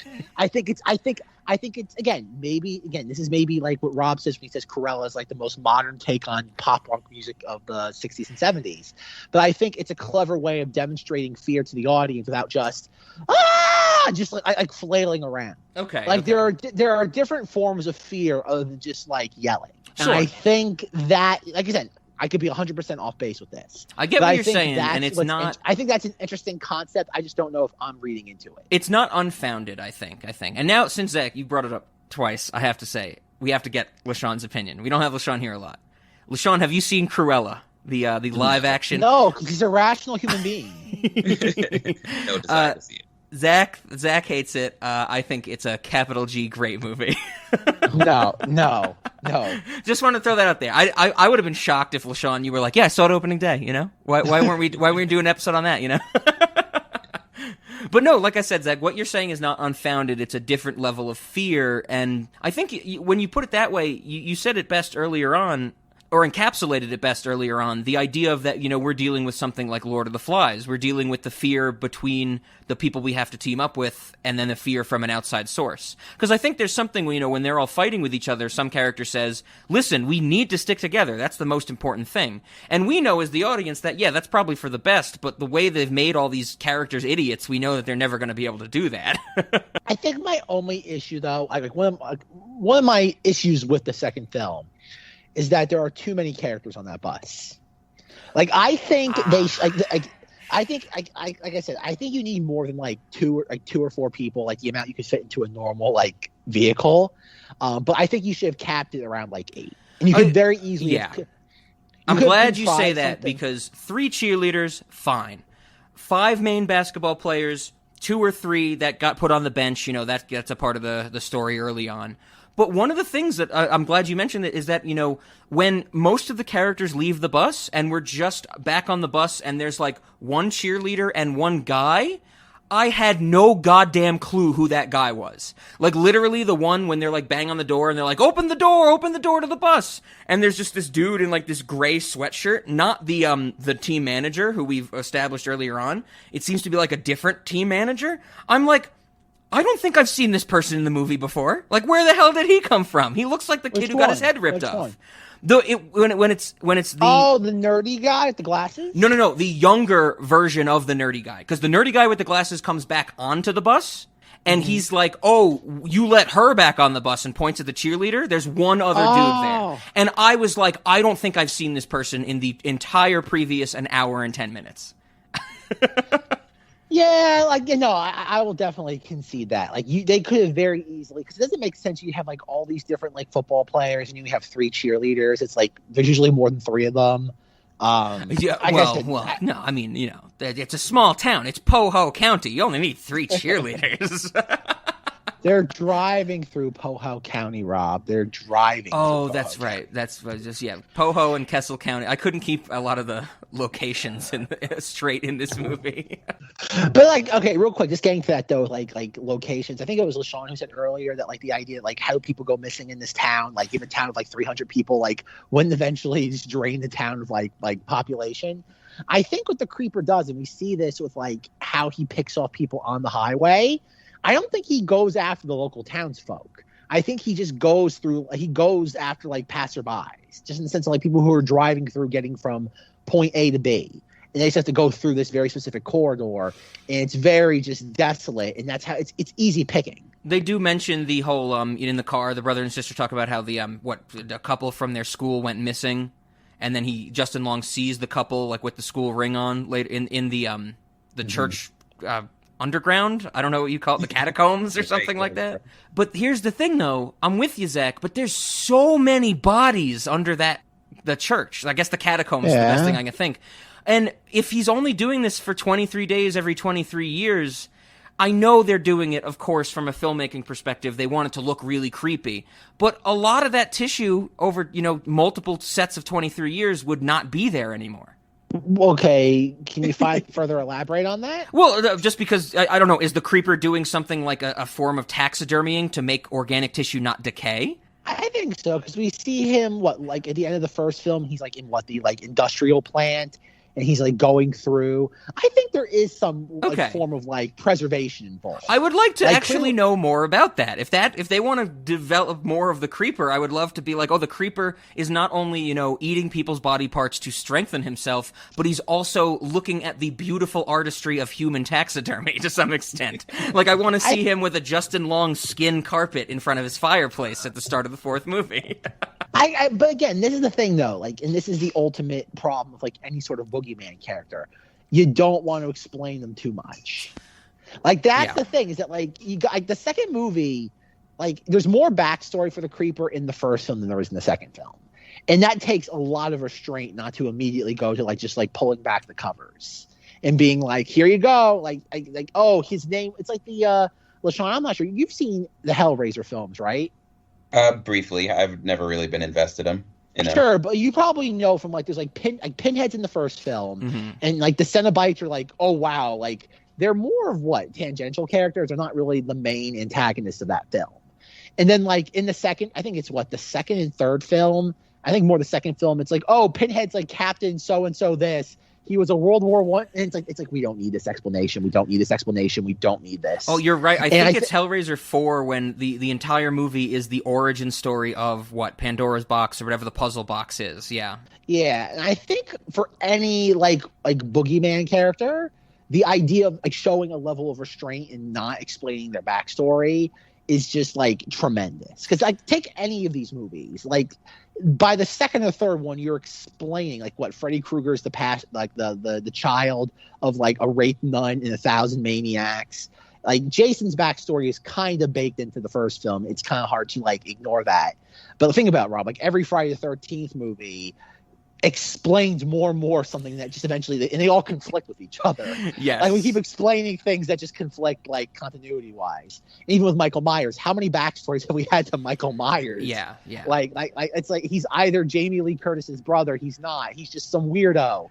It's like it just goes back and forth. That's a And I really think, again, interesting thing about, as we've been talking about, in these brief spurts, this kind of, the background of horror, the fundamentals of horror. It's really interesting, that I feel like we're all coming from these different combinations of perspectives where, don't show the creature to keep it atmospheric, to keep it psychological. And then it's like, no, I want to see the creature. It's cool, but don't explain too much of the creature. Horror is this very, weird balancing act to make it work, for sure. And you're right. I'm glad you bring that up, is that when horror hits for one reason or another, whether it be like the original Halloween being so successful for, kind of how limited I think Michael Myers is used, whether it be like Alien, where we clearly know what the monster is, but the reveal's done so well. Everything in these franchises drives it straight into the ground and makes it so you need to go to the fandom wikia to realize that, oh, they did this thing and that's crazy, and we just make fun of it at the end of the day. So I've got a good slasher to kind of compare this to, and so Child's Play, right? You got Chucky. I don't know if people would argue that that's a slasher film. I would say Chucky's a slasher. They are the scariest movies in existence to me. I do not do well with dolls coming to life, period. Right. I hate that. And he's so sinister because, when you come to realize that, oh, Chucky has the spirit of this, human guy who's done all these bad things, and he's just a horrible person, like completely just horrible. And it's like, wow, like I'm terrified of him, but now he's in a doll that like runs around causing even more trouble.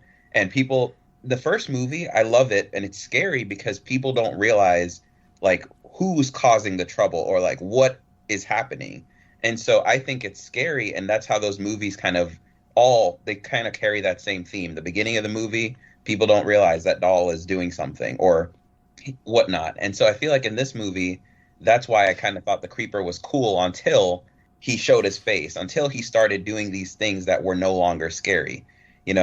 Having to wonder if he's going to turn back on the road, or even that scene where she's standing on the side of the road and the truck starts coming towards her. I'm like, oh my God, like this is intense. Like what's happening? And then all of a sudden he starts doing all these things that are out of character from how he started. And I'm like, you kind of lost me there. I want that sinister, like, you're going to run me off the road, disappear for a little bit, and you're just going to come back and like, mess with me. Whereas Chucky does that. He's like, oh, like people are shaking this doll and they're like, oh, I know you're awake. I know you can talk. And he's just like staring at him. Oh, and then all of a sudden he just keeps tormenting them. And that's what I love. And I think that's why I kind of like the Conjuring movies and all that, because it's this ongoing, like, are you messing with me? Like, what's going on? Am I crazy? And then maybe that's my kind of horror, is the psychological stuff. So once you throw monsters in there, like we've already mentioned, and anybody can go back and listen to when you and I talked about Black Swan, there's never really any, like, that's one of the things I love about Black Swan. You never really know what's going on type of thing. And even at the end of the movie when, she stabs Mila Kunis, Natalie Portman stabs Mila Kunis, it's actually not Mila Kunis, that type of thing. You're just, even in that last 20 minutes, you're just like, what? That type of idea. I've told Zach about this, and I've been very vague about it because I think it's a movie really worth watching, not going into it. LaShawn, have you seen Anomalisa? I have not. Never even heard Okay. I consider Anomalisa to be a hardcore horror movie because every time I watch it, which has been a bunch of times, especially the first time, there's something that gets revealed to you as an audience member very early on, like in the first 15, 20 minutes, that becomes like the point of the movie. And you just wait and wait and wait for our main character to acknowledge what we know as an audience. And it never happens. And that's what makes it so scary for me. Where at the end of the movie, you're like, is he crazy? Does he realize what's going on? Like, is he living in a horror version that we think he's living in? And I'm with you. That's where I'm with you, LaShawn, that psychological idea of never really knowing, always doubting yourself, always having those insecurities about what's scaring you is truly horrifying. Right. And what you said, like, I feel like you hit everything that I was kind of hitting at. And it's the Saw movies kind of do this, right? So the Saw movies, they're slasher movies, and then you've got this guy, you see the little puppet. Nobody really knows what's going on. And that's when those movies are good. But the minute that it's explained that, Jigsaw is this guy and there's this nurse and there's all these other things going on, I feel like that's when the movie was like, oh, that's it? Like, it's not that scary. I like it when it was just like this doll on the screen, like trapping these people, and I had no clue. And then you start answering all these questions for me. And now I'm like, well, I don't like it. No, I get you. I mean, that's. I think it boils down to something like, do you want your imagination to flourish with the unknown, or do you want an answer type of thing? Perfect. Yeah. Just real quick, I wanted to let everybody know, Skype just gave me a notification to join the call I'm currently in. So I'm tempted to join, and now we'll have 2 Robs. No, I won't. But I just had to point that out. I've never seen this happen before. Well, I guess then, Zach, on that topic, are you someone you want that knowledge and play with the slashers, or do you like that more? Because I don't know if we've ever talked about Black Swan. I know we talked about Aronofsky with the psychological thriller stuff, but I feel like you and I make fun of that type of stuff more than we actually thrive in it. You know what I mean? I think that's the thing. Like, I think it comes down to a matter of preference a lot of the times. Yeah. Again, at the end of the day, I would choose Jeepers Creepers 2 over Black Swan. Like, as subjectively speaking, not as like objective, like which is a better quality. Sure. film. Even that's where my ooh comes from, is subjective, because I fucking love Black Swan. Like I said, that sort of stuff it's neat, but like I love my boogeyman characters. Yeah. I like looking at a visual monstrosity. Like it's whether it be Jason, Freddy, the Creeper, God. Like you can even make an argument that, like, LaShawn, have you ever seen Steven Spielberg's Duel? I have not. Okay, when we eventually get to that, Rob, we'll have LaShawn on for that. Nice, because it's a car movie. So like even that, like the truck and Duel is very similar. I want you, Rob, go into you too, LaShawn. Go into Google and just type in Duel. Yeah, Steven Spielberg's Duel. You'll come up immediately. Like even that type of just like vehicle, like to me that is a boogeyman character. Is that like just something that's like visually monstrous that's chasing the protagonist? I'm predisposed to like that sort of thing. I just am. There's a reason why like I just don't like to me seeing is believing, and psychological is good. Like first, I would imagine even like it goes something like Mulholland Drive. Like as much, even though that's David Lynch and that's its own separate genre, it is a psychological thriller. Oh yeah. One of the scariest scenes in film history to me is near the end when Naomi Watts and the other woman go back into their house, and it pulls in on one of them pulling the box out of the purse, and Naomi Watts is just gone. That scares the shit out of me. That someone disappears. All right, Rob.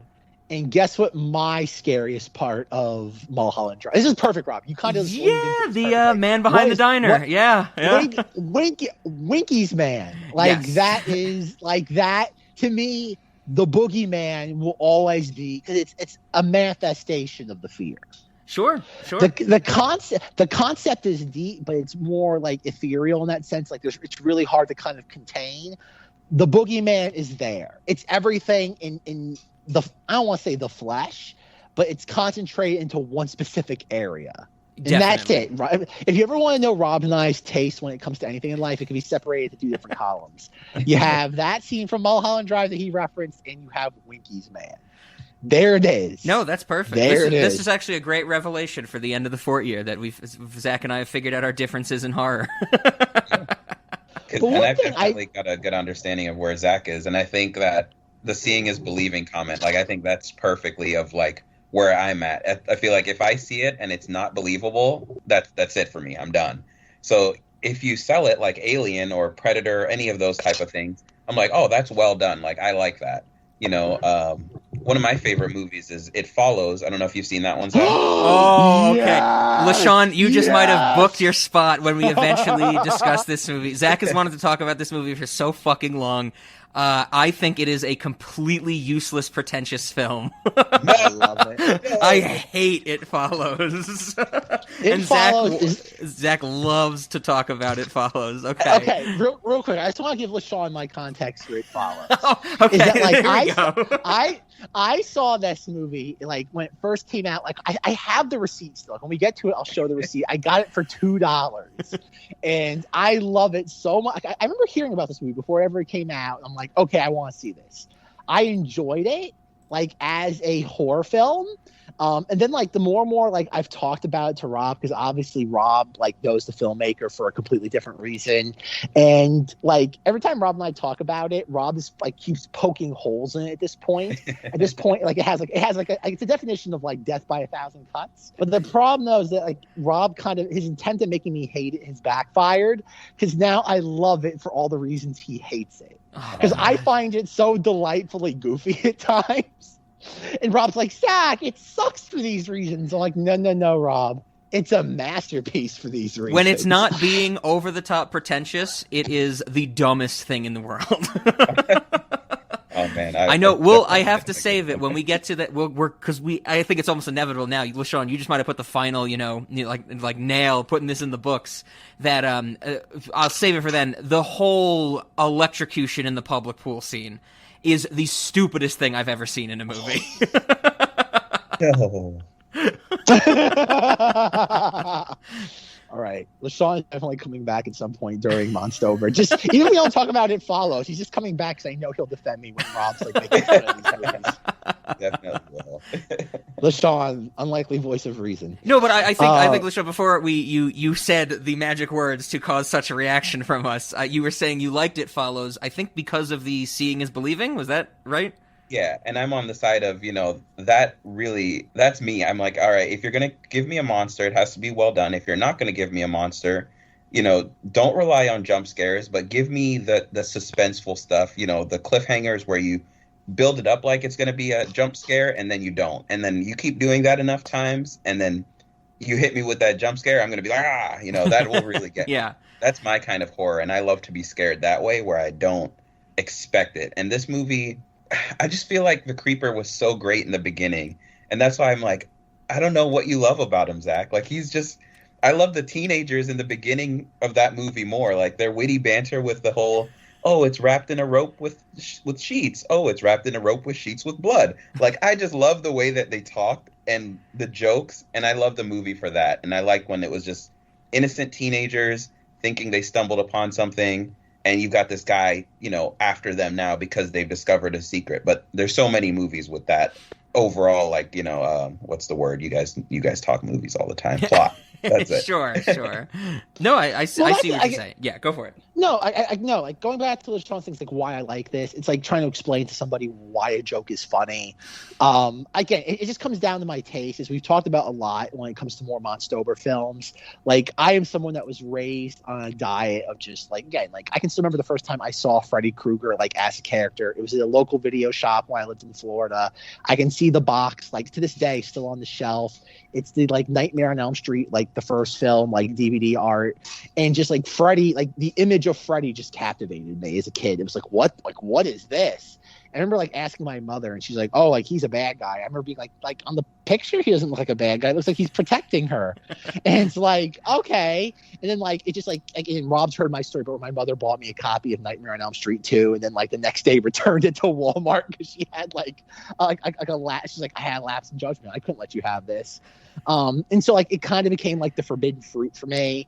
And then like over time, like my parents let me watch any of this. Like, my first introduction to really like a slasher film was like Freddy versus Jason. That was the first time they ever like bought me a slasher film. I can remember getting that from like, oh God, Walgreens. And I remember waiting in line and my mother like asking like the woman ahead of us, like, so how is it? And she's like, yeah, I watched it. And she's like, is it as bad as like it's made out to be? She's like, not really. But I was like, is there a lot of like nudity? The woman's like, yeah.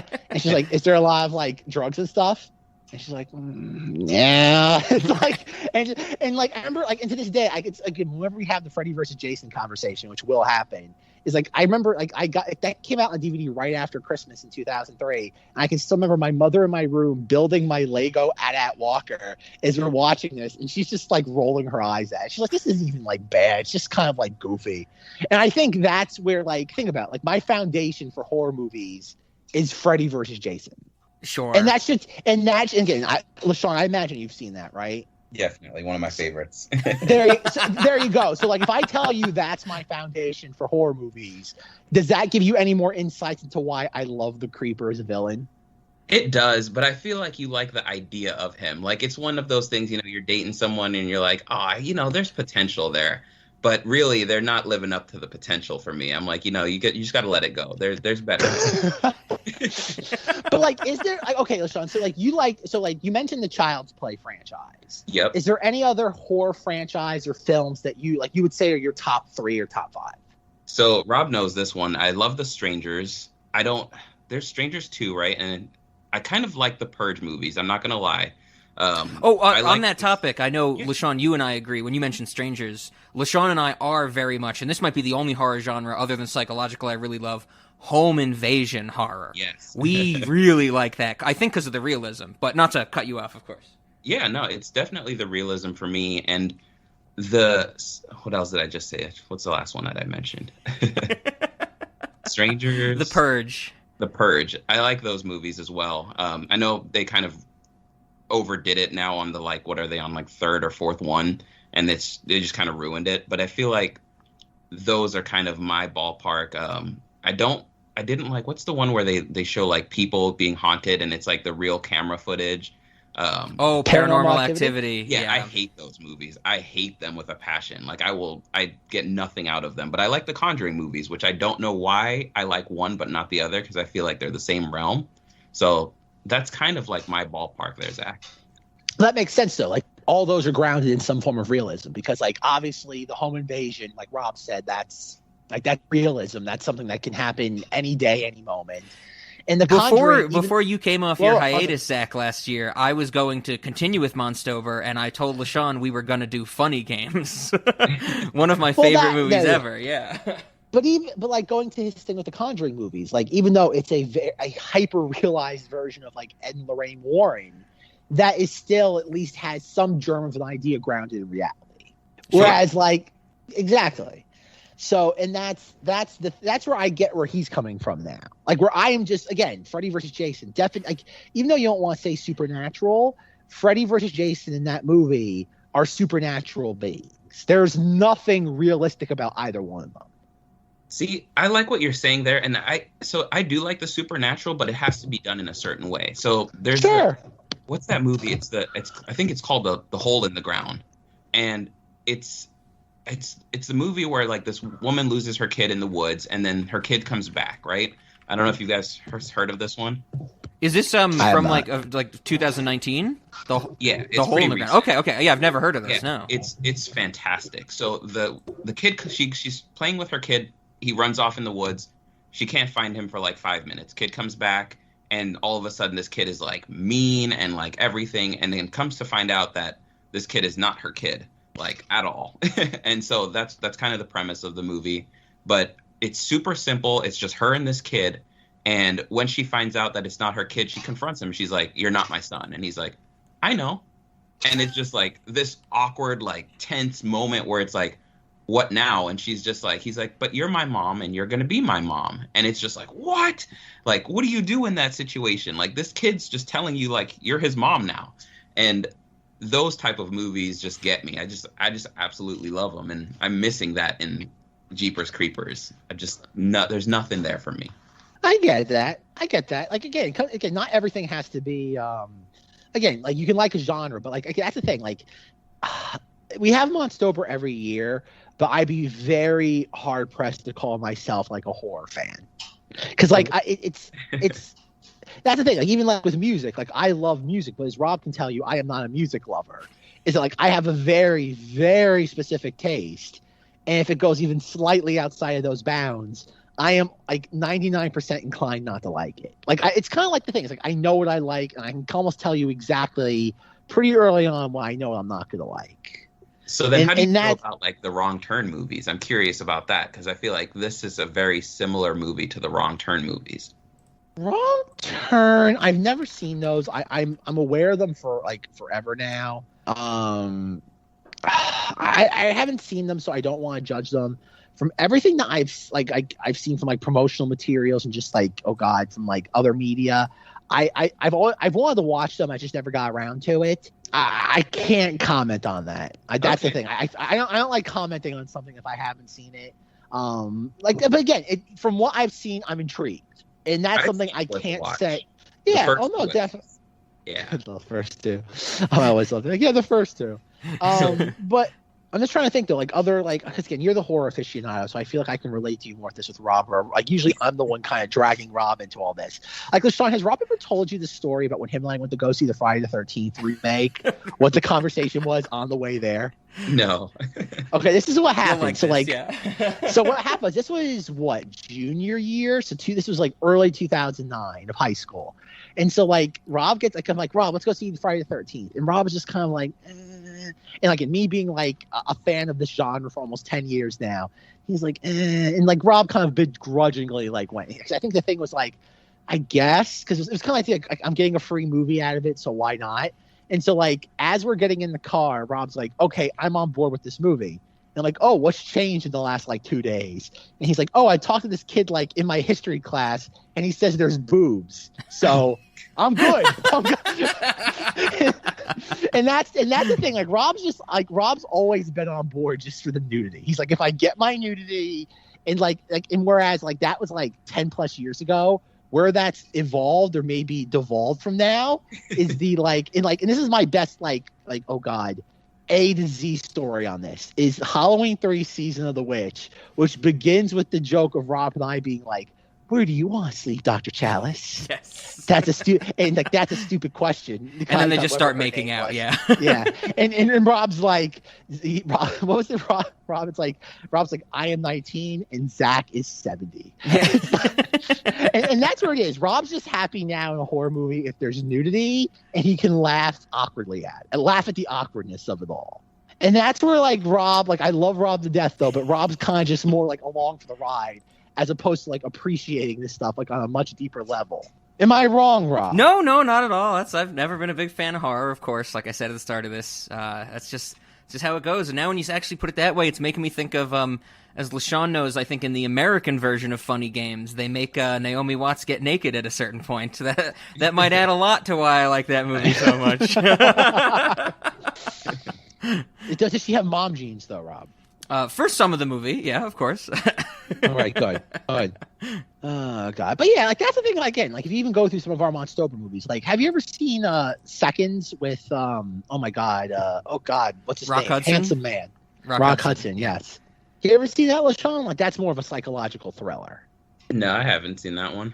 That's like, I'm trying to think, Rob, like when it comes to Monstober, what sticks out to you? Because you obviously know LaShawn better than I do.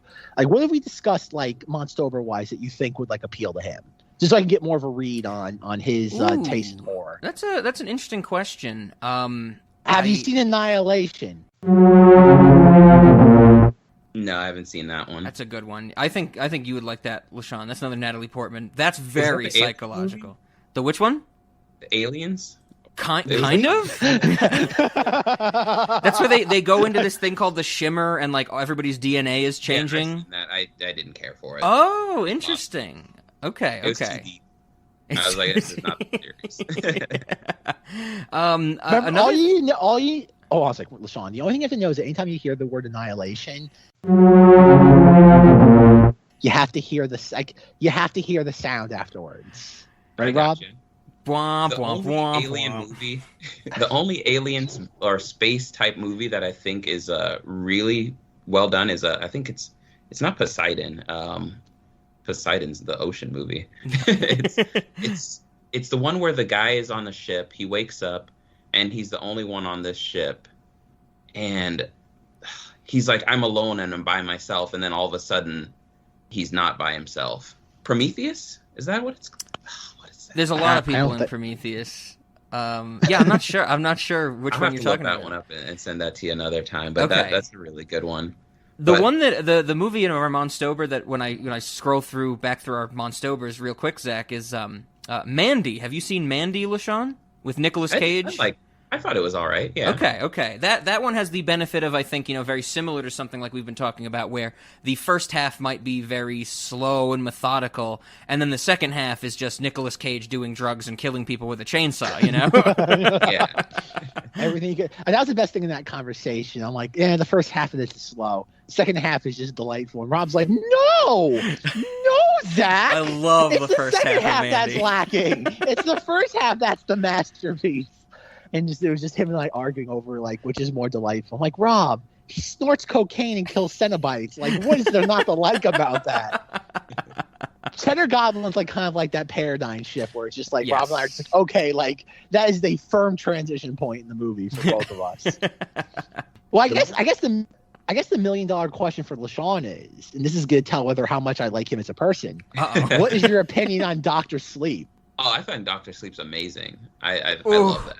All right, Rob. He's not. Rob, get him off. Disconnect him from the call right now. One. I think Zach and I both agree that I think we think Dr. Sleep might be the worst film ever made. But when LaShawn's saying that you like it, you're also putting fuel on the fire of Zach telling me a few weeks ago he wanted to revisit Dr. Sleep.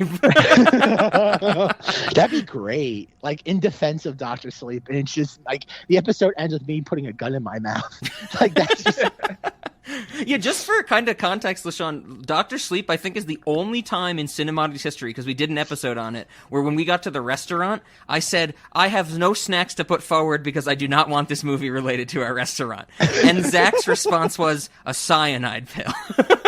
No, it was a axe to the groin. An axe to the inside of the leg to cut your ephemeral artery so you bleed out. Yes. Yes. Well, look at that. Well, we found somebody who will gladly be on this podcast and defend Dr. Sleep. Now Zach has armor. In my defense, though, it was like a 2-hour-plus long movie, and I may have been under the influence of some alcohol. So the things that might have been like outstanding to me may have just been me being a little, Fair. Are you aware, LaShawn, there's a 3-hour cut of that movie? Oh, God, why? That's what I've been saying. Why?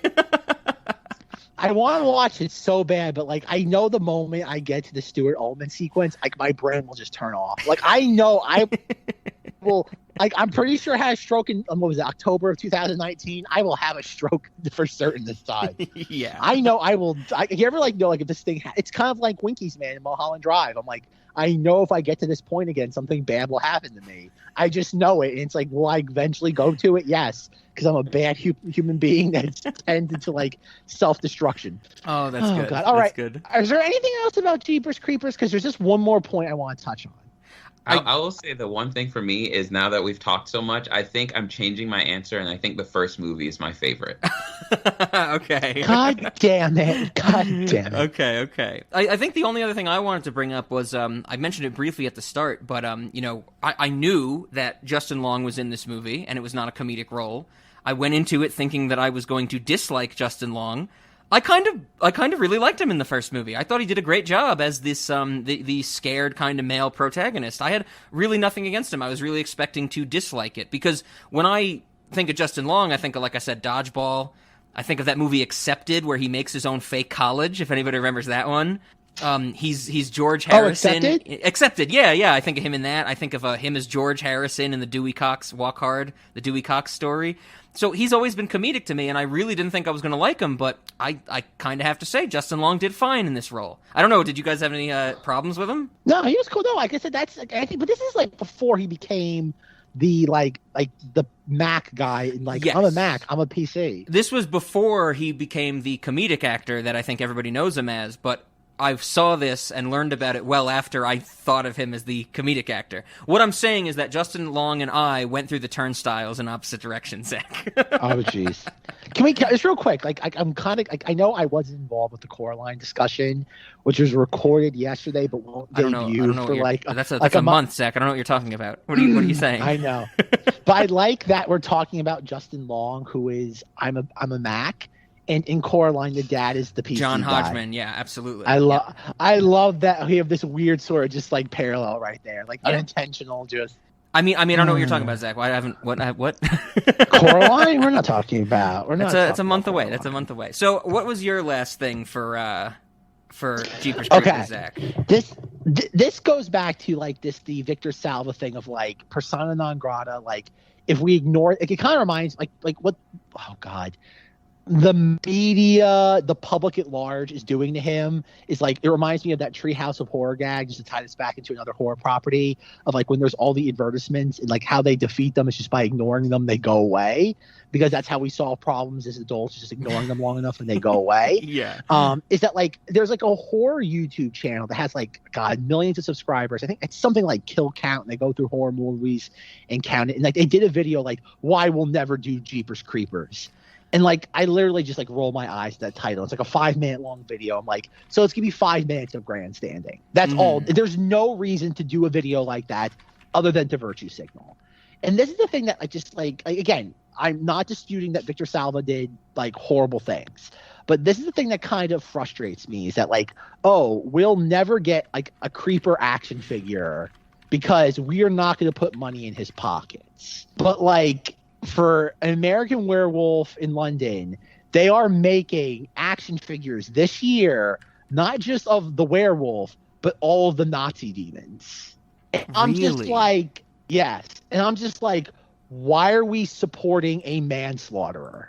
I'm like, John Landis is responsible. His actions led to the death of 3 people. Yep. And I'm like, why? Like, and yes, John Landis, for all intents and purposes, when it comes to like his filmmaking career, is done. Like, he doesn't do anything worthwhile anymore.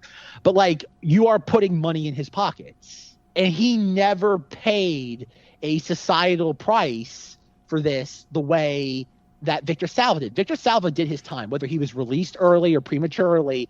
That's on like the penal system. Mm-hmm. He did his time. Yet we are going to give a manslaughter. It's just the fact that like one was convicted and one wasn't. It's kind of like the Johnny Depp situation that like in England he is a convicted like woman beater. Like, is that what it comes down to? Just solely the conviction is what matters, not the actual events that transpired.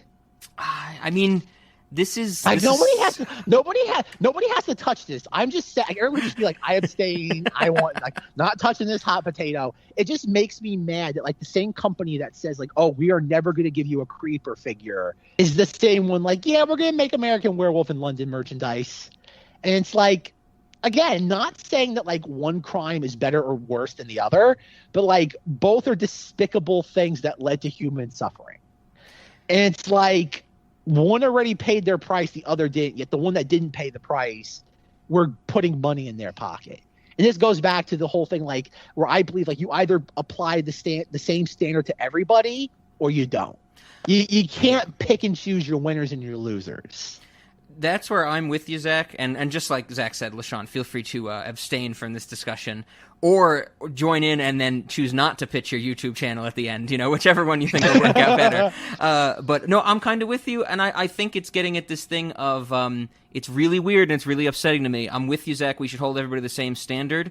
But I think there's a different level of standard in people saying a pedophile is much worse than a murderer.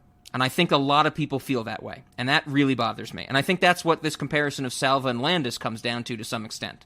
But that's the thing, though, is that, like, I'm not saying that, like, one crime is more egregious than the other.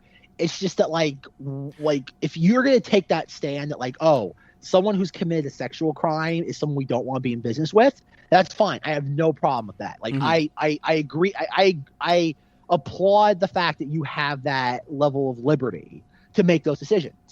It's just that, like, okay, then apply that standard to everything else. I'm with you there. But I don't think that's what happens. Yeah. Oh, it's clearly not the case, though. It's just like it's just frustrating that, like, oh, like we're gonna do this because like people don't know that John Landis is a manslaughterer, and it's like okay, and then like just to add insult to injury, like the Nazi demons don't even have like the swastika symbol like on their armbands, and I'm just like, what is like it's just like then why do it then? You're just doing it to cash in on something that's familiar. Yeah. And it's the knowledge of it as well is definitely like an interesting thing. You know, if you go back and you maybe like look at reviews or not go back, but more modern reviews of say a John Landis movie from way back when, like say Trading Places, which we've covered on this podcast. I feel like you see a lot of reviews that are like, oh, you know, this movie's great, it's so funny, you know, it has some problematic elements in the content of the movie, but you're not going to see a lot of reviews that talk about John Landis.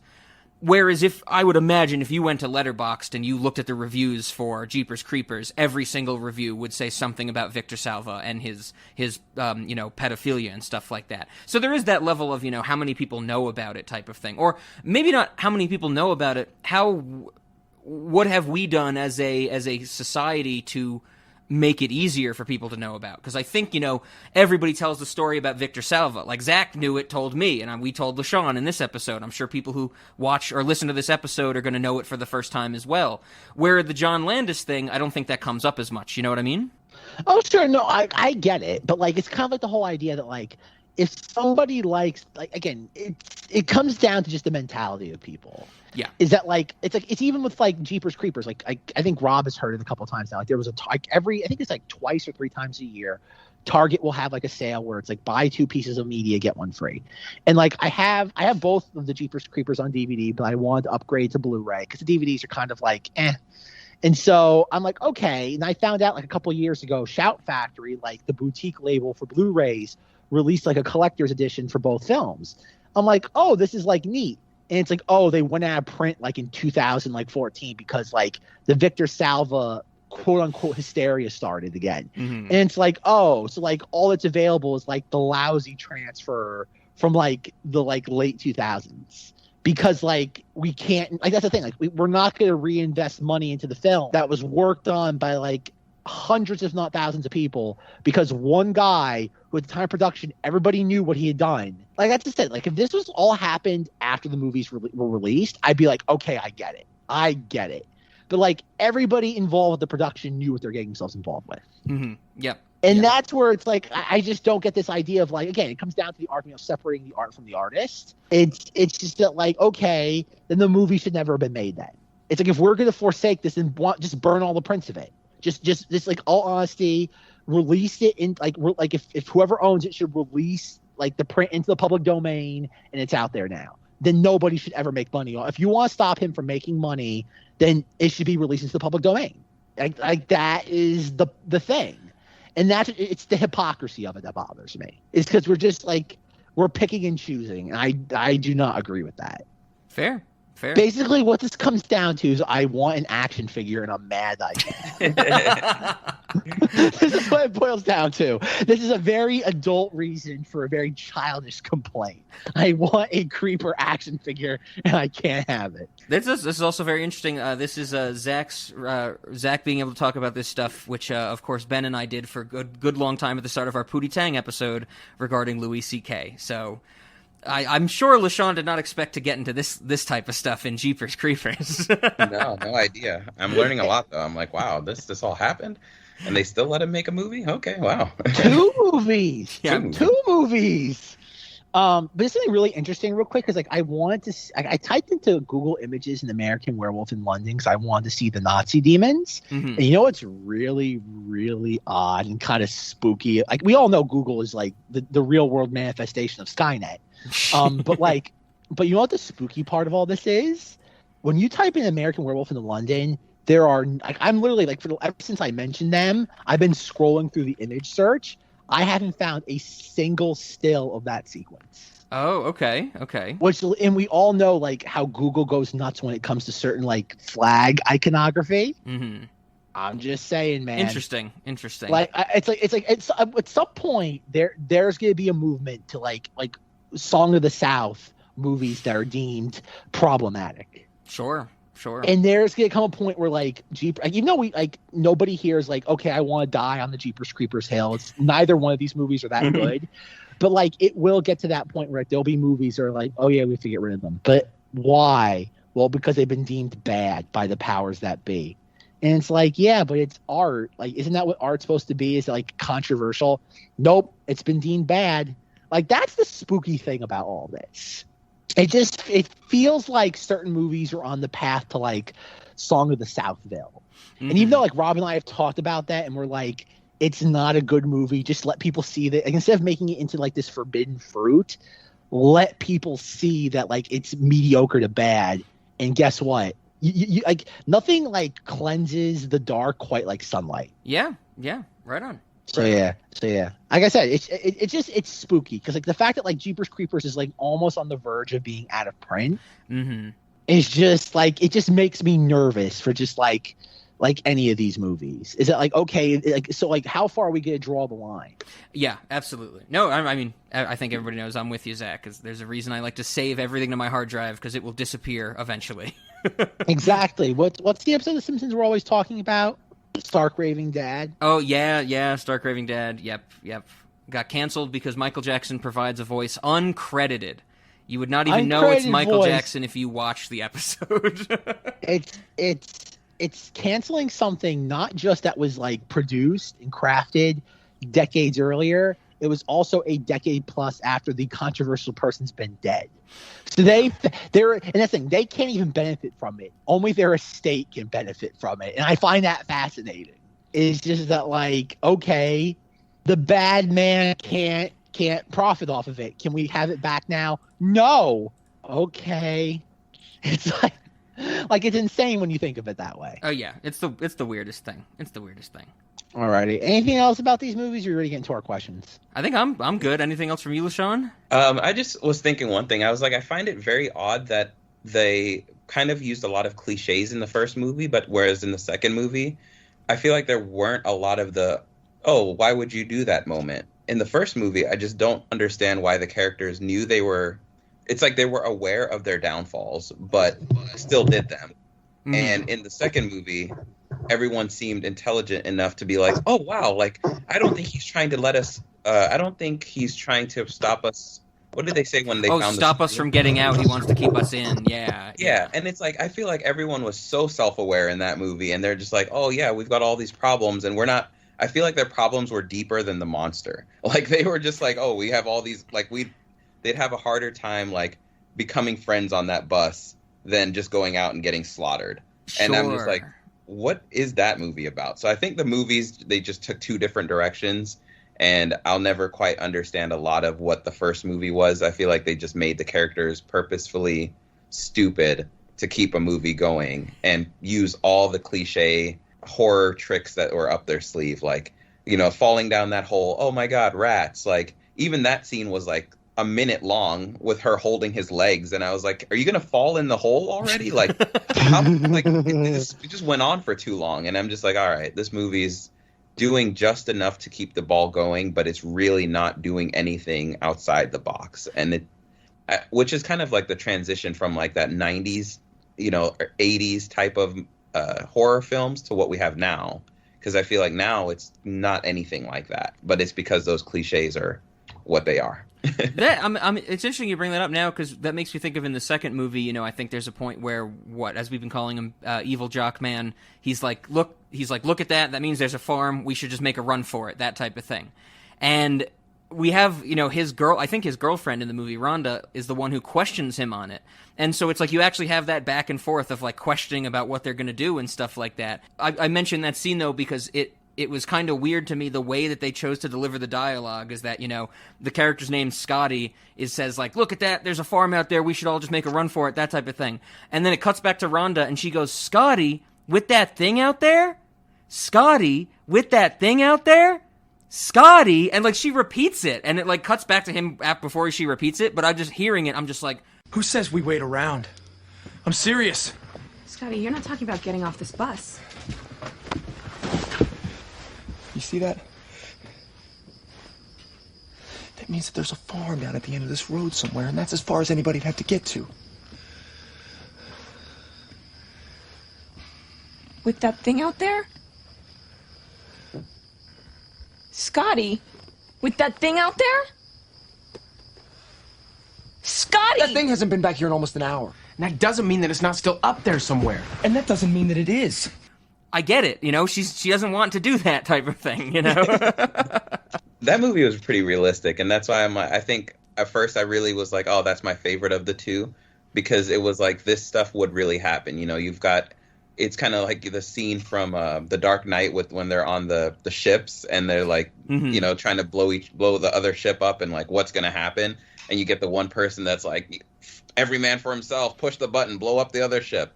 I feel like that's very like human nature. Like they pretty much like did a horror movie as how it would happen if it were actual real people, versus the first one where it's like, let's have these dumb people do it and like play these roles. And I guess I like the cheesiness. Sure. Damn straight. So that's where I end on that. I did like the cheesiness, and it got me. Okay. Well, I guess with that being said, then that takes us to the end of the Fortyear, our last set of questions and snacks for the Fortyear. Beautiful. I guess we'll start with cinemodities, and usually whenever we do these double features, I always say like, are we going to combine them or split them up? I actually do have a split on one of my answers for this. For Jeepers Creepers 1, for Cinemodities, I'm gonna go no. I think it's a horror movie. It might be doing some things interesting, might have that tension that I like, but nothing really makes it a cinemodity for me. For Late Night, I'm also gonna say no for Jeepers Creepers 1, because while it might have some good atmosphere in that beginning, I don't really think there's a lot to grab onto in like a late night setting or anything like that. Now, for Jeepers Creepers 2, I'm also going to say no to a cinemodity, because while I think it is interesting in comparison to the first one to give it this such a different feel, it still doesn't fit the bill for a cinemodity. But for 2, for Late Night, I'm going to say yes. I think there's some really, really fun, interesting nonsense with those teenagers that you could make fun of, and then just start to fall in love with how goofy some of the chase scenes with the creeper flying around are. So I have to throw that up. Maybe not like a high-priority late-night movie, but if you're looking for something a little less, heady or anything like that, and Jeepers Creepers 2 kind of makes it in just over the bar. So, I guess, Zach, you're the one at the end of the Fortyear. What did you think for Cinemodities and Late Night? I'm going to, this Late Night, I'm going to say yes to both, because I think they both work on that level. I think this would I think after that first movie ends, I think you'd be hard pressed to find someone who wouldn't want to see the second one if you told them nothing about the plot. As for Oddity, the first one, I don't think it's an oddity. I think it's, for the most part, a pretty well-crafted horror film of its scale. Second one, though, I'm going to say yes for Cinemati. Okay. Interesting. So, LaShawn, what do you think after watching all these? So I actually had the same results as you did, and it pretty much just speaks for itself. It's one of those, you're having a good time, you have some friends over, you could watch that second movie, have some good laughs, and just kind of, it's not what a horror movie's supposed to be about. So I guess that's what frustrates me a little bit. It's like the characters make that, but not the creeper, and It should be the other way around. And so we'll just leave it at that. Right on. Well, then, of course, now snacks. I'm kind of a little disappointed in myself. I don't have a lot of snacks. There's not a lot of food in this stuff. I don't really have any food items. I think one that I mentioned earlier that I want to get in here, the horn from the creeper's truck in the first movie, we need to use that as some type of notification in the restaurant. Like, I'm thinking, like, if an order's up or something like that, to get the attention of the waitstaff, or maybe even when you're waiting for your table and you have that weird type of buzzer that lets you know when your table's ready. The buzzers we give to people don't vibrate. They just make the horn noise. Like someone with their family be waiting for a table, like, around the front of the restaurant, and they'll be talking to each other, and then out of nowhere you hear like, and they all like freak out, and they're like, oh, I guess that means our table's ready. But we need to use that sound somewhere. I loved it so much. And I think they should play over the PA system, Rob. Like when your table is like, it should be like, quack, quack. It's like, and your little buzzer goes off. Table no, or it's like waiting group number 7. Your table is ready. So something like the whole restaurant can hear it. Yeah. That's good. And then the other one I had is something we didn't mention. In the second movie, they introduced the creeper having throwing stars, basically, made out of sharpened bone and like congealed together with whatever the hell it is. But I figured, which is something we have a few different variations of, we could add the creeper's throwing star as a utensil option. So if somebody wanted to eat their meal with the creeper's bone throwing star, they would have the option to do so. I'm on board with it. You mentioned throwing stars, and it just reminds me of the scene, and I can't remember how it actually played out, but the lady goes to grab the throwing star. She cuts her hand, and the guy says, well, that's sharp, or whatever he says, and then he grabs it with no problem, and I'm like, what did she do? Did she just, like, go open-handed into the... I had that thought too, where she's like, ouch, and like sucks on her hand like she's like nursing a wound, and it's like, yeah, I think she just straight up was like, maybe I can grab it from the pointy end. Yeah, I thought the addition of the throwing star in the second one, I was just like, oh, okay, I guess we're doing this, I have to admit, that's a pretty neat little scene though, where we see him like throwing it, we see like the view of the like throwing star. That's a pretty neat little sequence. Oh, sure. It is neat, but then it's just what is he? Is he got human characteristics? Is the more he's starving, the more animalistic he becomes, and when he's like well fed, he's like sophisticated businessman and like conducts like his organ transactions like respectfully. Like I don't know. I think he's also. I think the thing is like I think the later he goes into his like 23-day cycle, the more frantic he becomes. I think it's kind of like just like the clock is. Again, I could be wrong. Again, I'm reading into this, but like I think it's the idea like the clock's just running out. Like we're never told why is he doing any of this. Like is he, like we know like he consumes the limbs to like replace damaged ones, but is there any goal to this overall? Just eating. Like, it seems. Yeah. Is that just what he's just feeding for the sake of feeding, except when he needs to replace like body parts? That's how I took it. Yeah. Yeah. I kind of like that ambiguous nature of it. It's kind of like, why is he doing this? I don't know, because he's just like an evil like creature. I don't know. It's like you know what? He's minding his own business for the most part. He's picking off drifters. Like he's doing his public service. Leave him alone. Well, a drifter threw him in a well when he was younger, and now he's getting revenge on all the drifters. His parents didn't hug him enough when he was a child. What did you guys have for that? That was all. The only two I had. I had no food. I mean, I was thinking of putting in like full limbs and stuff, but I thought that would just be too similar to some other human cannibalism I think we have already. But yeah, what did you guys have for snacks? There's not a lot of like really good. Like there's like the diner. I guess like an easy snack would be like tuna fish, like on a screen door. Oh, sure. I kind of like that. I kind of like that as a snack. That's fascinating. I think do we need some? I think we could use some scarecrows.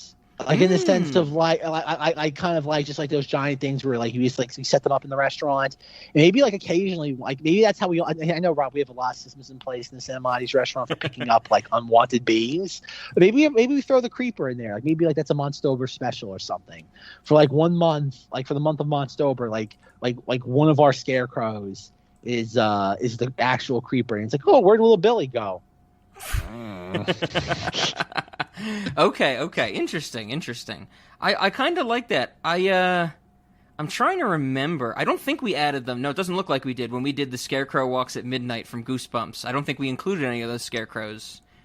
So the creeper might be the way to go with that, where we have, I kind of want to say it might be even like the scare person, He's not scaring crows, he's scaring people. Fair. Yeah, that's kind of it, though. This really wasn't a, like, snack-heavy, like, film. Like, there's not really a lot of eating in this. Sure. Yeah, I had nothing. I could not come up with anything. It really was tough. That's how I felt. Even after, like, because usually I write my snacks while I'm watching the movies, and then after I was done with the movies, I was like, oh my God, I only have 2? And I was just like, I tried to pick my brain for more, and there's just not much there. So maybe that's the thing I think, we all can agree on, that we have the creeper somewhere in the restaurant, and, some people will love him, some people will hate him, but at least he's there. The movie's so simple. I feel like, the three of us could go remake the whole first movie, like, with ourselves, like, really easily. 2 of us in a car, someone driving the creeper van, and that's it. Like, we could film the whole movie anywhere. Yeah. Just get a road and a church. Yeah, a road and a church. Very low tech. All churches have catacombs, right? I mean, we don't need the diner. We have our restaurant to film in, so Of course. All right. Well, with that all being said, we did it. We finished the Fortyear. LaShawn, I'm so glad you were here for the Fortyear, and I'm glad you got to be back here with the movie that you actually chose to talk about when I made you talk about Fast and Furious with us. Yeah, thanks for having me, and it was definitely some good conversation. I appreciate the horror, feedback I got from you guys. Now I know where you guys stand on horror movies. Right on. Interesting trio we got here. Yeah, now whenever Zack finally picks at least one thing in Monstober, we can start to talk about, when's LaShawn going to come back to talk horror, because I don't think we're going to be doing any more Fast and Furious anytime soon. Well, of course, as always, everybody should go check out, if you want to hear more about cars, if you want to see... I don't want to blow up your spot, LaShawn, but I think your newest episode is going to be about the Creeper's truck, I think. That would be great to see. Or maybe a school bus. I don't know if you've ever done an episode on a school bus. That would also be pretty cool and probably more manageable. But everybody go check out LJ's Garage. I'll put the link in the show notes. But anything else you want to say to pitch yourself? No, I actually started branching out and doing whatever. I did an RV the other day, and I was like, you know what? So I've just been exploring whatever. So if I get my hands on a creeper van, oh man, it's going down. Did you Tokyo drift the RV? It was 150 $56,000. So I was like, no, probably not. Yeah, okay. Yeah, everybody go check out LaShawn's channel so he gets more money so he can buy insurance so that he can drift an RV. Thanks, Rob. And as always for us, please head over on to the Cinemodities Patreon account to subscribe to get access to even more discussions and support the podcasts. Patreon.com/Cinemodities. As always, feel free to email us about the 2001 Fortyear. I will read those emails and let Zack know if you loved it, you hated it, anything like that, now that it's finally over, cinemodities@gmail.com. And as always, check out the Cinemodities subreddit for more information about the show, reddit.com/r/cinemodities. And I think, finally, man, Zack, I've been so excited to say this for so long. Next week, we are out of the Fortyear. We are covering a movie far away from 2001. And what better way to go from 2001 than earlier? We are starting what I queued up a long time ago in the Fortyear, the Henry Selick series. Since we covered Monkey Bone, we are finishing up the rest of his filmography for the first 3 weeks in September. And I'm very excited to say that we will be discussing none other than the most marketed film of all time, The Nightmare Before Christmas. I can't wait to get into Henry Selick. That's going to be a doozy. It's going to be another Rob gushing over one of his most important and popular and lovable creative forces, I think. So, with that being said, I think there's only one way to end this episode. I think all three of us will be in agreement. We have to play the song Jeepers Creepers in reverse, right? Absolutely. Jeepers Creepers. Where'd you get those peepers? I think that's the only way to go. And of course, we'll play the Paul Whiteman version that was used in this movie. Maybe I'll do a little medley with the original and things like that, but we'll see. But that's how it goes. So, I guess then, Zack, I want to throw it over to you for the very end. Any final words to put the Fortyear to rest? That your baby, your creation, everything about this was all you, and it was there were some highs, there were some lows, but what do you think about it now that we've reached the end? Oh God, the Fortyear. God, I kind of remember when it was just like a glimmer in my eye. The idea of like doing like 7 months of the podcast solely devoted to this. It was kind of like a wild notion. But I have to say, like, as much as I never want to speak about the sketch comedy Fort month, it was the genesis of like the idea of doing like a series that would last more than a month. Yes. Even though the Fort month was a nightmare 2 years ago, but it definitely gave me the idea. It was neat. The idea, like this time last year, being like, oh God, like the Fortyear is actually on the horizon, like it's coming, and we did it. We did it. We did. Okay, right on. Well, then, get ready, everybody, for leaving the Fortyear next week. It's going to be some good stuff.